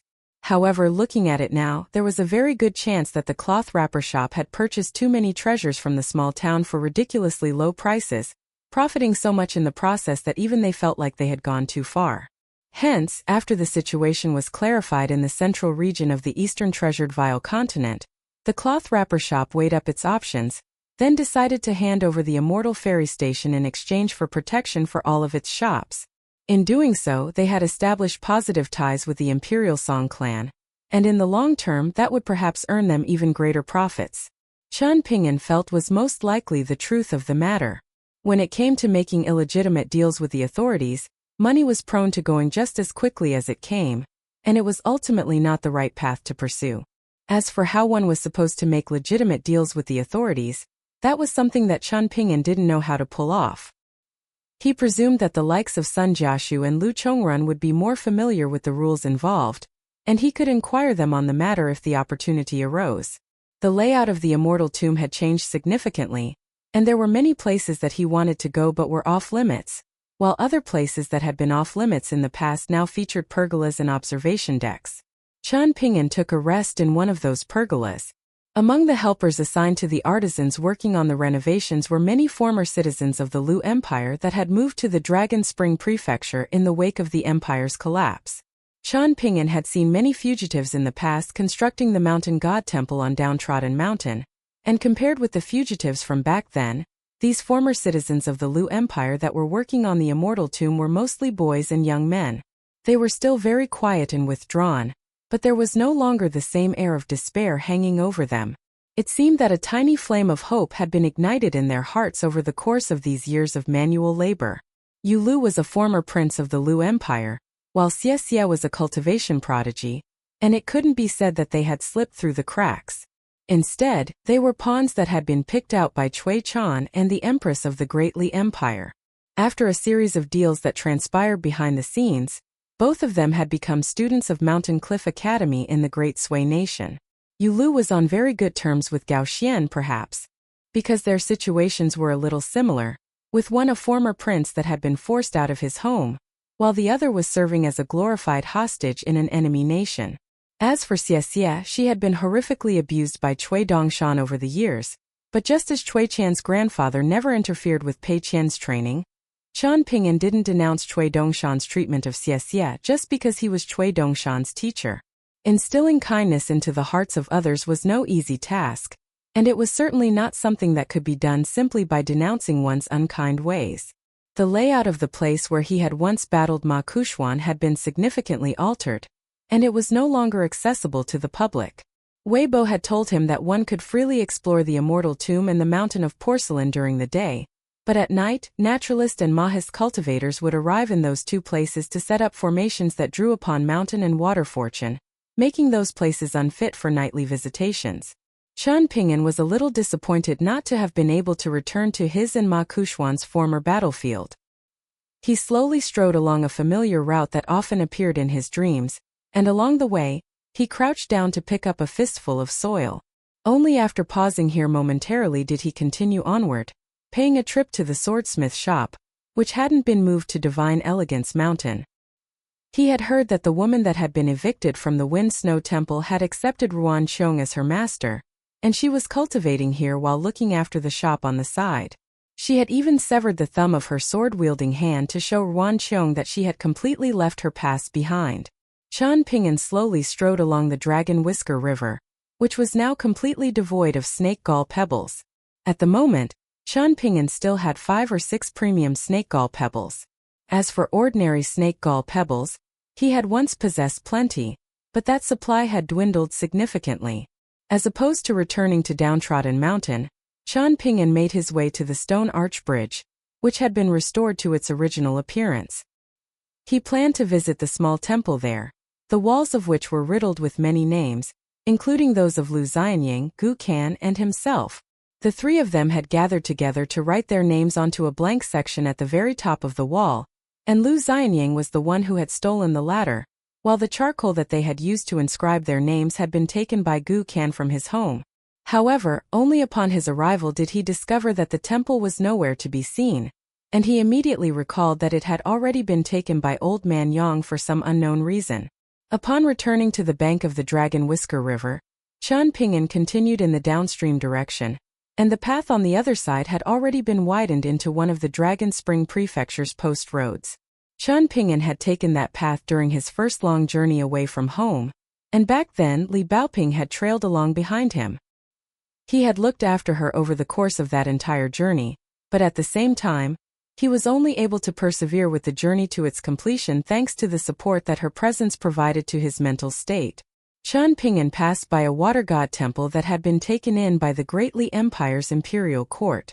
It barely received any worshippers, and it was also very strange in status, as if the water deity in question only had a godly body and a temple, making it inferior even to some of the illegal temples in other nations. The temple didn't even have a proper plaque, and as a result, no one knew if it belonged to a river god or a river guardian. In contrast, the river god temple of the Iron Talisman River was extremely majestic, and the residents of the small town would rather travel an extra few dozen kilometers to offer their incense there. There was another reason for this, which was that according to the older people in the small town, the deity statue in the temple strongly resembled an old woman from Apricot Blossom Alley back in her youth. All of the old people in the town were constantly warning the younger generation not to offer incense at that temple as doing so could invite evil influences into their lives. Chan Ping'an didn't enter the temple. Instead, he continued onward, planning to go all the way to the river god temple at the Iron Talisman River. At the moment, the Iron Talisman River was the foremost river of the Great Li Empire, and it was held in extremely high regard, much more so than even the Embroidered Flower River and the Fine Wine River. If it weren't for the fact that the Dragon Spring Prefecture was only a prefecture, a provincial governor would have had to personally come here to pay respects to the river god in the place of prefectural overseer Wu, praying for calm weather and no droughts for the citizens of the prefecture.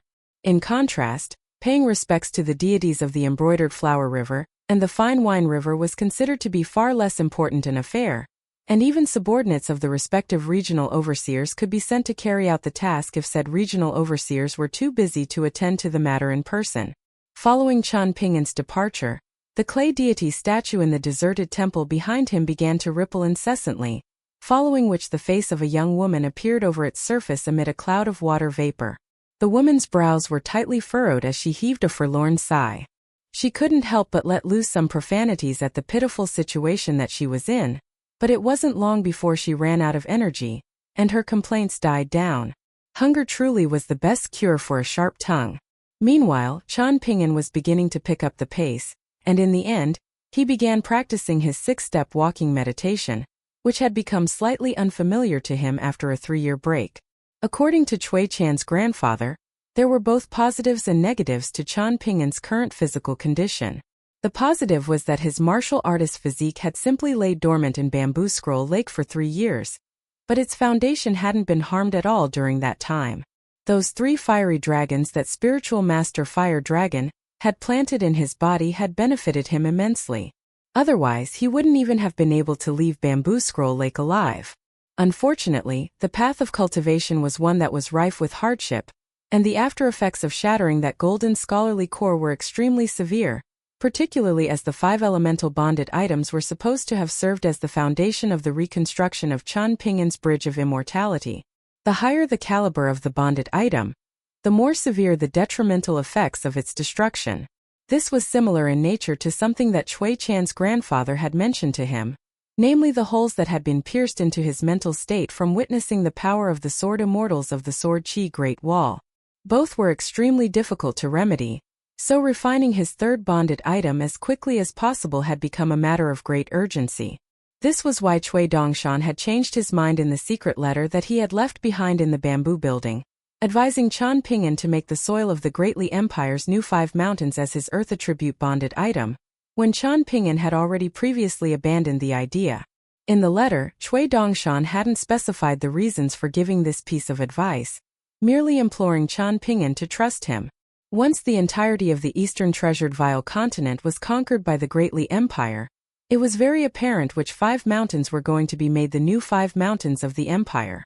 For example, Cloud Drape Mountain had been predetermined to become the northern mountain, and only less than a handful of people in the entire Great Li Empire had been privy to this information, including the late Emperor Song Zhengqian. The central mountain was none other than the old central mountain of the luminous Vermilion Empire. The central mountain god had been forced to pledge its subordination to the Great Li Empire, but overall, this was a positive development for him. He would get to keep his godly body and be elevated in status into the central mountain god of an entire continent.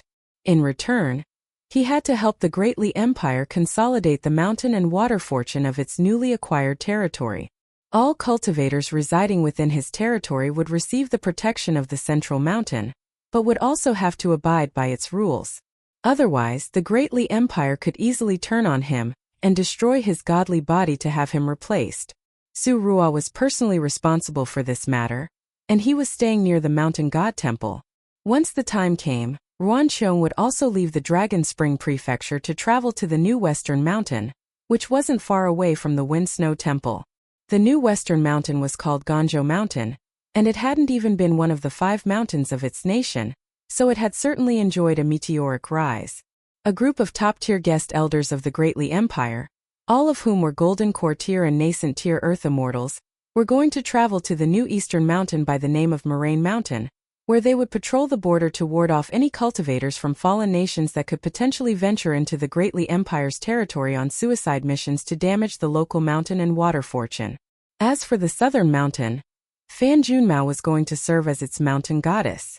Chui Dongshan had intentionally chosen not to reveal what this new southern mountain was, merely telling Qian Pingyan in the letter that once it was announced, he would come to understand what it meant for accumulating earth to form mountains. Chui Dongshan had spoken candidly in the letter, stating that he was going to take advantage of this opportunity to secure soil from the other 4 of the new 5 mountains. Even if Qian Pingyan ultimately chose not to choose the soil of the new 5 mountains to serve as his next bonded item, he was going to fill a pocket treasure with the precious soil, and that could be sold for a large sum of lesser heat coins. The regulations weren't very strict at the moment, so this was the perfect time to strike. As for soil from the northern mountain, Qian Pingyan could easily secure that himself, given his ties with Wei Bo. Before he knew it, Qian Pingyan had already arrived at the Iron Talisman River God Temple. The temple didn't receive as many worshippers as the Burial River God Temple, which was so popular that there were always still hundreds, perhaps even thousands of worshippers standing outside even in the dead of night, waiting for an opportunity to enter the temple and offer up incense. This was no surprise, given the relatively small population of the Dragon Spring Prefecture. Once the Dragon Spring Prefecture was elevated to a province, it would attract many more residents from all over the Great Li Empire. After a brief hesitation, Qian Pingyan entered the temple. He strode over the doorstep to enter the main hall, then raised his head to look up at the painted clay deity statue, which was around 40 feet tall and extremely lifelike, looking as if it could spring to life and ascend at any moment. The height of a deity's statue was a very good indication of the deity's status in a nation's mountain and water genealogical records. The statue in the temple that Qian Pingyan had passed by on the way here was only just over 10 feet tall. Qian Pingyan was aware of the background of this river goddess. She was a woman by the name of Yang Hua, and she had once been a maidservant to the Empress of the Great Li Empire. Her signature trait was that ancient sword with the golden tassels that she constantly held in her arms. For some reason she had abandoned her human body and perished in order to become the goddess of this river. She had endured immense pain in the water, and while forging her own godly body, she had triggered spectacular natural phenomena and attained a godly body of an extremely high caliber, so she was held in very high regard by the Great Li Empire's imperial court. Firstly, the status of her river had been elevated, following which her status had also been elevated to the very pinnacle among river gods. Qian Pingyan didn't offer up any incense, nor did he extend any respectful gestures. All he did was stay in the hall for a moment before departing, emerging from the vast temple to return the same way that he had come from. This time, Qian Pingyan didn't trouble Wei Bo, and by the time he made his way back to Downtrodden Mountain on foot, it was already dusk the following day. On the way back, he had visited several mountains.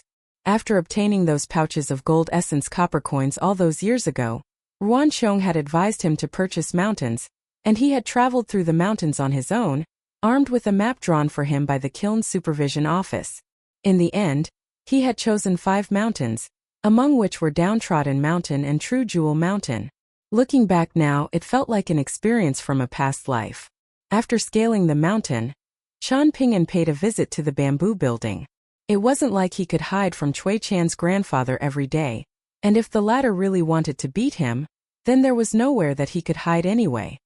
He wrote several letters on the first floor, letters that he was planning to send to Mountain Cliff Academy, Lu Jimao and Gu Ken on Cyan Gorge Island, and Song Yushao in the Watercombing Nation. Enclosed in the letter addressed to Gu Ken was a request for him to pass on a message to Lu Chongrun of Bejeweled Hairpin Island, and he mentioned Hong Su's current situation in the flying sword letter meant for Lu Jimao. Lu Jimao had survived what had appeared to have been certain death, and not only had he emerged safely from the water dungeon below Palace Willow Island, he had returned to Cyan Gorge Island and was now serving as a guest elder of the Jade Tablet sect's lower sect, just like Lu Laocheng. On top of that, he was the 3rd-ranked guest elder. Many of the powers in Bamboo Scroll Lake, that had lashed out at Cyan Gorge Island during his imprisonment, were most likely going to suffer the consequences of their transgressions. As for the disciples and guest elders of Cyan Gorge Island, they were probably going to suffer as well, particularly Tian Hujuan, who had stood to profit the most from Lu Jimao's demise. This was why it was always important not to overstep certain lines. The final letter was addressed to Zhong Kuei of Peace and Tranquility Mountain. It had to be sent to Old Dragon City first before being sent to Zhong Kuei via intercontinental flying sword. The other letters could all be sent from the sword chamber of the ferry station on Oxhorn Mountain, and as long as the intended destinations weren't too secluded, the sword chamber could send letters to anywhere on the continent. However, all of the flying swords in the sword chamber were strictly under the control of the Great Li Empire's military, so he would have to use his connection to Weibo to access them. Of course, someone like Ruan Qiong would be able to access the flying swords much more easily, but Chen Ping'an still wasn't quite there yet. After writing the letters, he instructed Pei Qian and Zhu Lian to take them to Oxhorn Mountain. Pei Qian was very excited at the prospect of the trip, and she wanted to call upon the little boy in azure and the little girl in pink to accompany her. After all, the more the merrier. However, Chen Ping'an forbade them from going with her, so Pei Qian could only descend the mountain with Zhu Lian.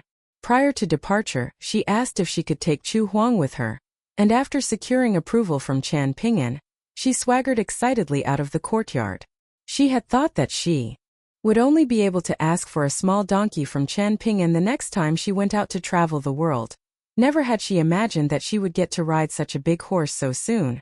She was beginning to rethink her plans of going out to travel the world.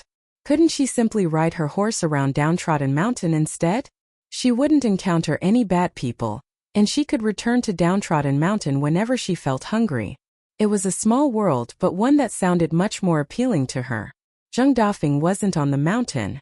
Apparently, he had gone to the Dragon Spring prefectural city to settle a few debts, following which he would settle permanently on Downtrodden Mountain. He had most likely accumulated a bunch of debt with various restaurants and inns. He had borrowed some money from Zhu Lian, but it was yet to be seen whether he actually intended to repay his debts. Sun Yuanji had been standing in the courtyard at the time with her cheeks deeply flushed with embarrassment, not daring to look directly at Chen Ping'an. Chen Ping'an naturally wasn't holding a grudge against her over their earlier misunderstanding. Truth be told, he had felt a little disappointed as he had truly thought that Zhu Lian was right, and that he had inadvertently captured Sun Yuanji's heart. Of course, he wasn't actually interested in a romantic entanglement with her, but it was always flattering to receive the affection of the opposite sex. Chen Ping'an didn't give her the cold shoulder. Instead, he repeated what he had told her at the entrance of the Tsin clan's residence. Now that she was on Downtrodden Mountain and was going to be training martial arts here, she had to follow the rules. He advised her to ask Zhu Lian what those rules were so she could act within their boundaries. Furthermore, if she were to ever receive a punishment that she felt unjust, then she could come and reason with him, and no one would try to stop her. As long as her reasoning was sound, Chen Ping'an would accept her point of view. Sun Yuanji nodded in response in a daze, but remained silent. She was feeling both relieved and concerned, relieved that Downtrodden Mountain wasn't a bandit's den, but concerned that all of the people on the mountain aside from Zhu Lian, including Chen Ping'an, Pei Qian, the little boy in azure, and the little girl in pink, were all drastically different from what she imagined cultivators were supposed to have been like. The one person that she had encountered thus far that fit best with her mental image of an immortal was Weibo, yet he wasn't even a cultivator of Downtrodden Mountain. As for the old man by the name of Shi Ro, he didn't like to speak, and just the mere sight of him was enough to send chills running down Sun Yuanji's spine. Sun Yuanji heaved a forlorn internal sigh. All she could do for now was focus on her martial arts training. Chen Ping'an made his way to the stone table on the cliff near the bamboo building with the little girl in pink and the little boy in azure. The little girl in pink sat down beside Chen Ping'an to the north so that she didn't obstruct his view of the south, while the little boy in azure had no such qualms and sat down directly across from Chen Ping'an, then reached out a demanding hand. The little girl in pink pulled out a handful of sunflower seeds before handing them to him. Pei Qian was an avid fan of sunflower seeds, and as the little girl in pink spent more and more time with her, she was becoming more and more like a sunflower seed peddler. A serious look appeared on Chen Ping'an's face as he said, "The two of you still don't have official names, and that doesn't sit right with me. In the future, there may be a sect established on Downtrodden Mountain, perhaps even an ancestral hall. I've never asked for your kindred names, nor will I do so in the future, even if Downtrodden Mountain becomes a true immortal mountain. If anyone tries to make any inflammatory remarks about this at any point, you can come and tell me, and I'll have a chat with them." Having said that, the two of you must have names that can be written down on the genealogical records of the ancestral hall. Do you have any names that you like? All spirits and demons had to have a kindred name that they had to carefully engrave somewhere within their hearts. In particular, such a name was indispensable once they attained human forms, and it was the equivalent of choosing a name for a nation. It was said that spirits and demons that didn't have kindred names would be marginalized by the great Tao of the majestic world, thereby giving rise to countless obstacles on their cultivation journeys. Many spirits that stayed far away from human settlements were unaware of this, and as a result, they could easily spend centuries or even millennia without a kindred name, making extremely slow progress in their cultivation during that time. One of the key reasons for their agonizingly slow progress was the fact that they weren't acknowledged by the majestic world. However, if a spirit's true name were to be uncovered by a cultivator, then that would put them in a severely compromised position, and that was why Qian Pingyuan had never asked the little girl in pink and the little boy in azure for their kindred names. All of a sudden, a confident smile appeared on Qian Pingyuan's face as he said, "If you can't decide on a name, then I'll give you one. I've always been really good at naming people and things." The little boy in azure had been casually munching on sunflower seeds up to this point, but as soon as he heard this, his entire body instantly stiffened as if he had been struck by lightning, and he threw his sunflower seeds onto the table as he wailed, "There's no need for that. I can think of a name in my own time. You already have far too much on your plate, so there's no need to burden yourself with such trivial tasks, master." The little girl in pink offered no response, but even her expression had stiffened slightly. Qian Pingyuan took a glance at the two of them, then asked, "Are you sure you don't need my help? This is the only chance you'll get, so you better not regret it." The little boy in azure collapsed onto the table in relief as he murmured to himself, "That was way too close." The little girl in pink was worried that Qian Pingyuan would be sad, so she put on a stoic expression and did her best not to let her elation show. Qian Pingyuan was still unwilling to give up, and he proposed, "I thought of quite a few names on the journey back home. Would you two like to hear it?" The little boy in azure was on the verge of tears as he said, "I heard that the knowledge of scholars is an inexhaustible resource. You've already used a large chunk of your knowledge on naming first, 15th, subduing demons, and eliminating fiends, so you should save it from now on." He then laid his head down onto the stone table to play dead, but he quickly became bored and began sneakily swiping sunflower seeds from the table to nibble on with his head still pressed against the table. "Fine. Tell me if you change your mind," Qian Pingyuan sighed. The little boy in azure turned his head slightly to the side to make a funny face at the little boy in azure, and the latter hurriedly covered her mouth to conceal her amused smile. Qian Pingyuan patted her on the head with a warm smile on his face. On the journey back home, Qian Pingyuan had carefully read through the contents of his bamboo slips while on horseback in order to think of good names for the two children, but it seemed like his efforts had been wasted. After being spared the terrible fate of being named by Qian Pingyuan, the two children hurriedly fled the scene, much to Qian Pingyuan's amusement. There were still some sunflower seeds left behind on the table by the little boy in azure, and he began eating them one by one. An assistant minister of the Ministry of Rights would be sent by the Great Li Empire's imperial court to oversee the signing of his contract with the Song clan regarding his mountain purchases. Qian Pingyuan pulled out the day and night wandering deity true body talisman with a hesitant look on his face. Wei Bo had told him that the Fortune Street Li clan had once possessed immense wealth, but much of it had been expended in order to facilitate the Li clan patriarch's forced breakthrough to the nascent tier. Furthermore, the Li clan patriarch had grown accustomed to the environment of the Jewel Small World, and following its reintegration with the rest of the world, he had been left in a very precarious situation. His foundation was too shallow, while his cultivation base was too lofty, and as a result, he was suffering spiritual energy backlash. In order to rectify this situation, more money had to be spent to construct a figurative dam to keep out the sinister energies constantly fighting to infiltrate his acupoints. Additionally, the Li clan had purchased a large manor in the Great Li Empire's capital that belonged to the descendants of a noble that had fallen from grace.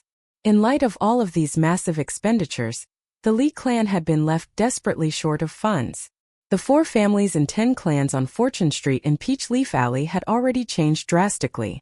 Some had moved out of the small town and never been heard from again, and some had fallen into obscurity, with it being unclear whether they were still at the peaks of their powers and were simply biding their time, or had been dealt heavy blows by the massive changes that had taken place since the fall of the Jewel Small World. At the same time, some clans that hadn't been all that prominent in the past, such as the Xie clan on Peachleaf Alley, had since risen to the prominence in the wake of the revelation that Heavenly Lord Xieshur of the Northern Complete Reed continent was the clan's ancestor. On the second floor, Cui Qian's grandfather declared, "Your training begins tomorrow." Chen Ping'an gave an affirmative response, then stood up and made his way to the small pond behind the bamboo building. The pond was incredibly clear, and it derived its water from Cloud Drape Mountain. It had been personally created by Wei Bo, following which that golden lotus seed had been planted inside. Chen Ping'an crouched down, then gently patted the ground beside him with a smile as he said, "Come out." The little lotus spirit burst out of the earth, but there wasn't even the slightest bit of soil clinging to its body as it climbed up Chen Ping'an's robe to sit on his shoulder. Chen Ping'an had entrusted Wei Bo with the task of looking after the little lotus spirit, a task that Wei Bo had accepted with nothing more than a nod. After observing the small pond for a short while, Chen Ping'an stood up and made his way toward the first floor of the bamboo building with the little lotus spirit still perched on his shoulder. The first floor of the bamboo buildings was his official residence on Downtrodden Mountain, and many of his belongings were still inside. During his absence, the little girl in pink made sure to clean the first floor every single day, while also prohibiting the little boy in azure from entry. Chen Ping'an sat down at the table with a smile on his face, and he decided that it was time to reprise his occupation as an accountant to examine his current wealth. The little lotus spirit jumped onto the table and began rushing back and forth, checking to see if the items and books on the table were placed in an orderly fashion. As soon as it noticed anything that was even slightly disorderly, it would immediately take it upon itself to organize the offending item. All of a sudden, Chen Ping'an spotted a seal box on the table, and he opened it to discover a private seal sitting inside. He had chosen not to bring it with him on any of his long journeys, and it had inadvertently become the foremost treasure on Downtrodden Mountain. Chen Ping'an raised the seal up high to examine the 3 characters engraved upon it.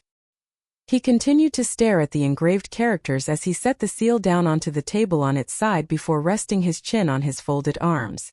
Some time later, he sat up straight again, then pulled his water seal out of his bonded water palace, then gently set it down beside the seal that was already on the table. With that, neither of the seals were alone anymore. After that, Chen Ping'an rested his chin on his folded arms again as he murmured to himself, "I hope that someday when I encounter people who refuse to listen to reason, I'll be able to force them to see reason with my fists and my sword.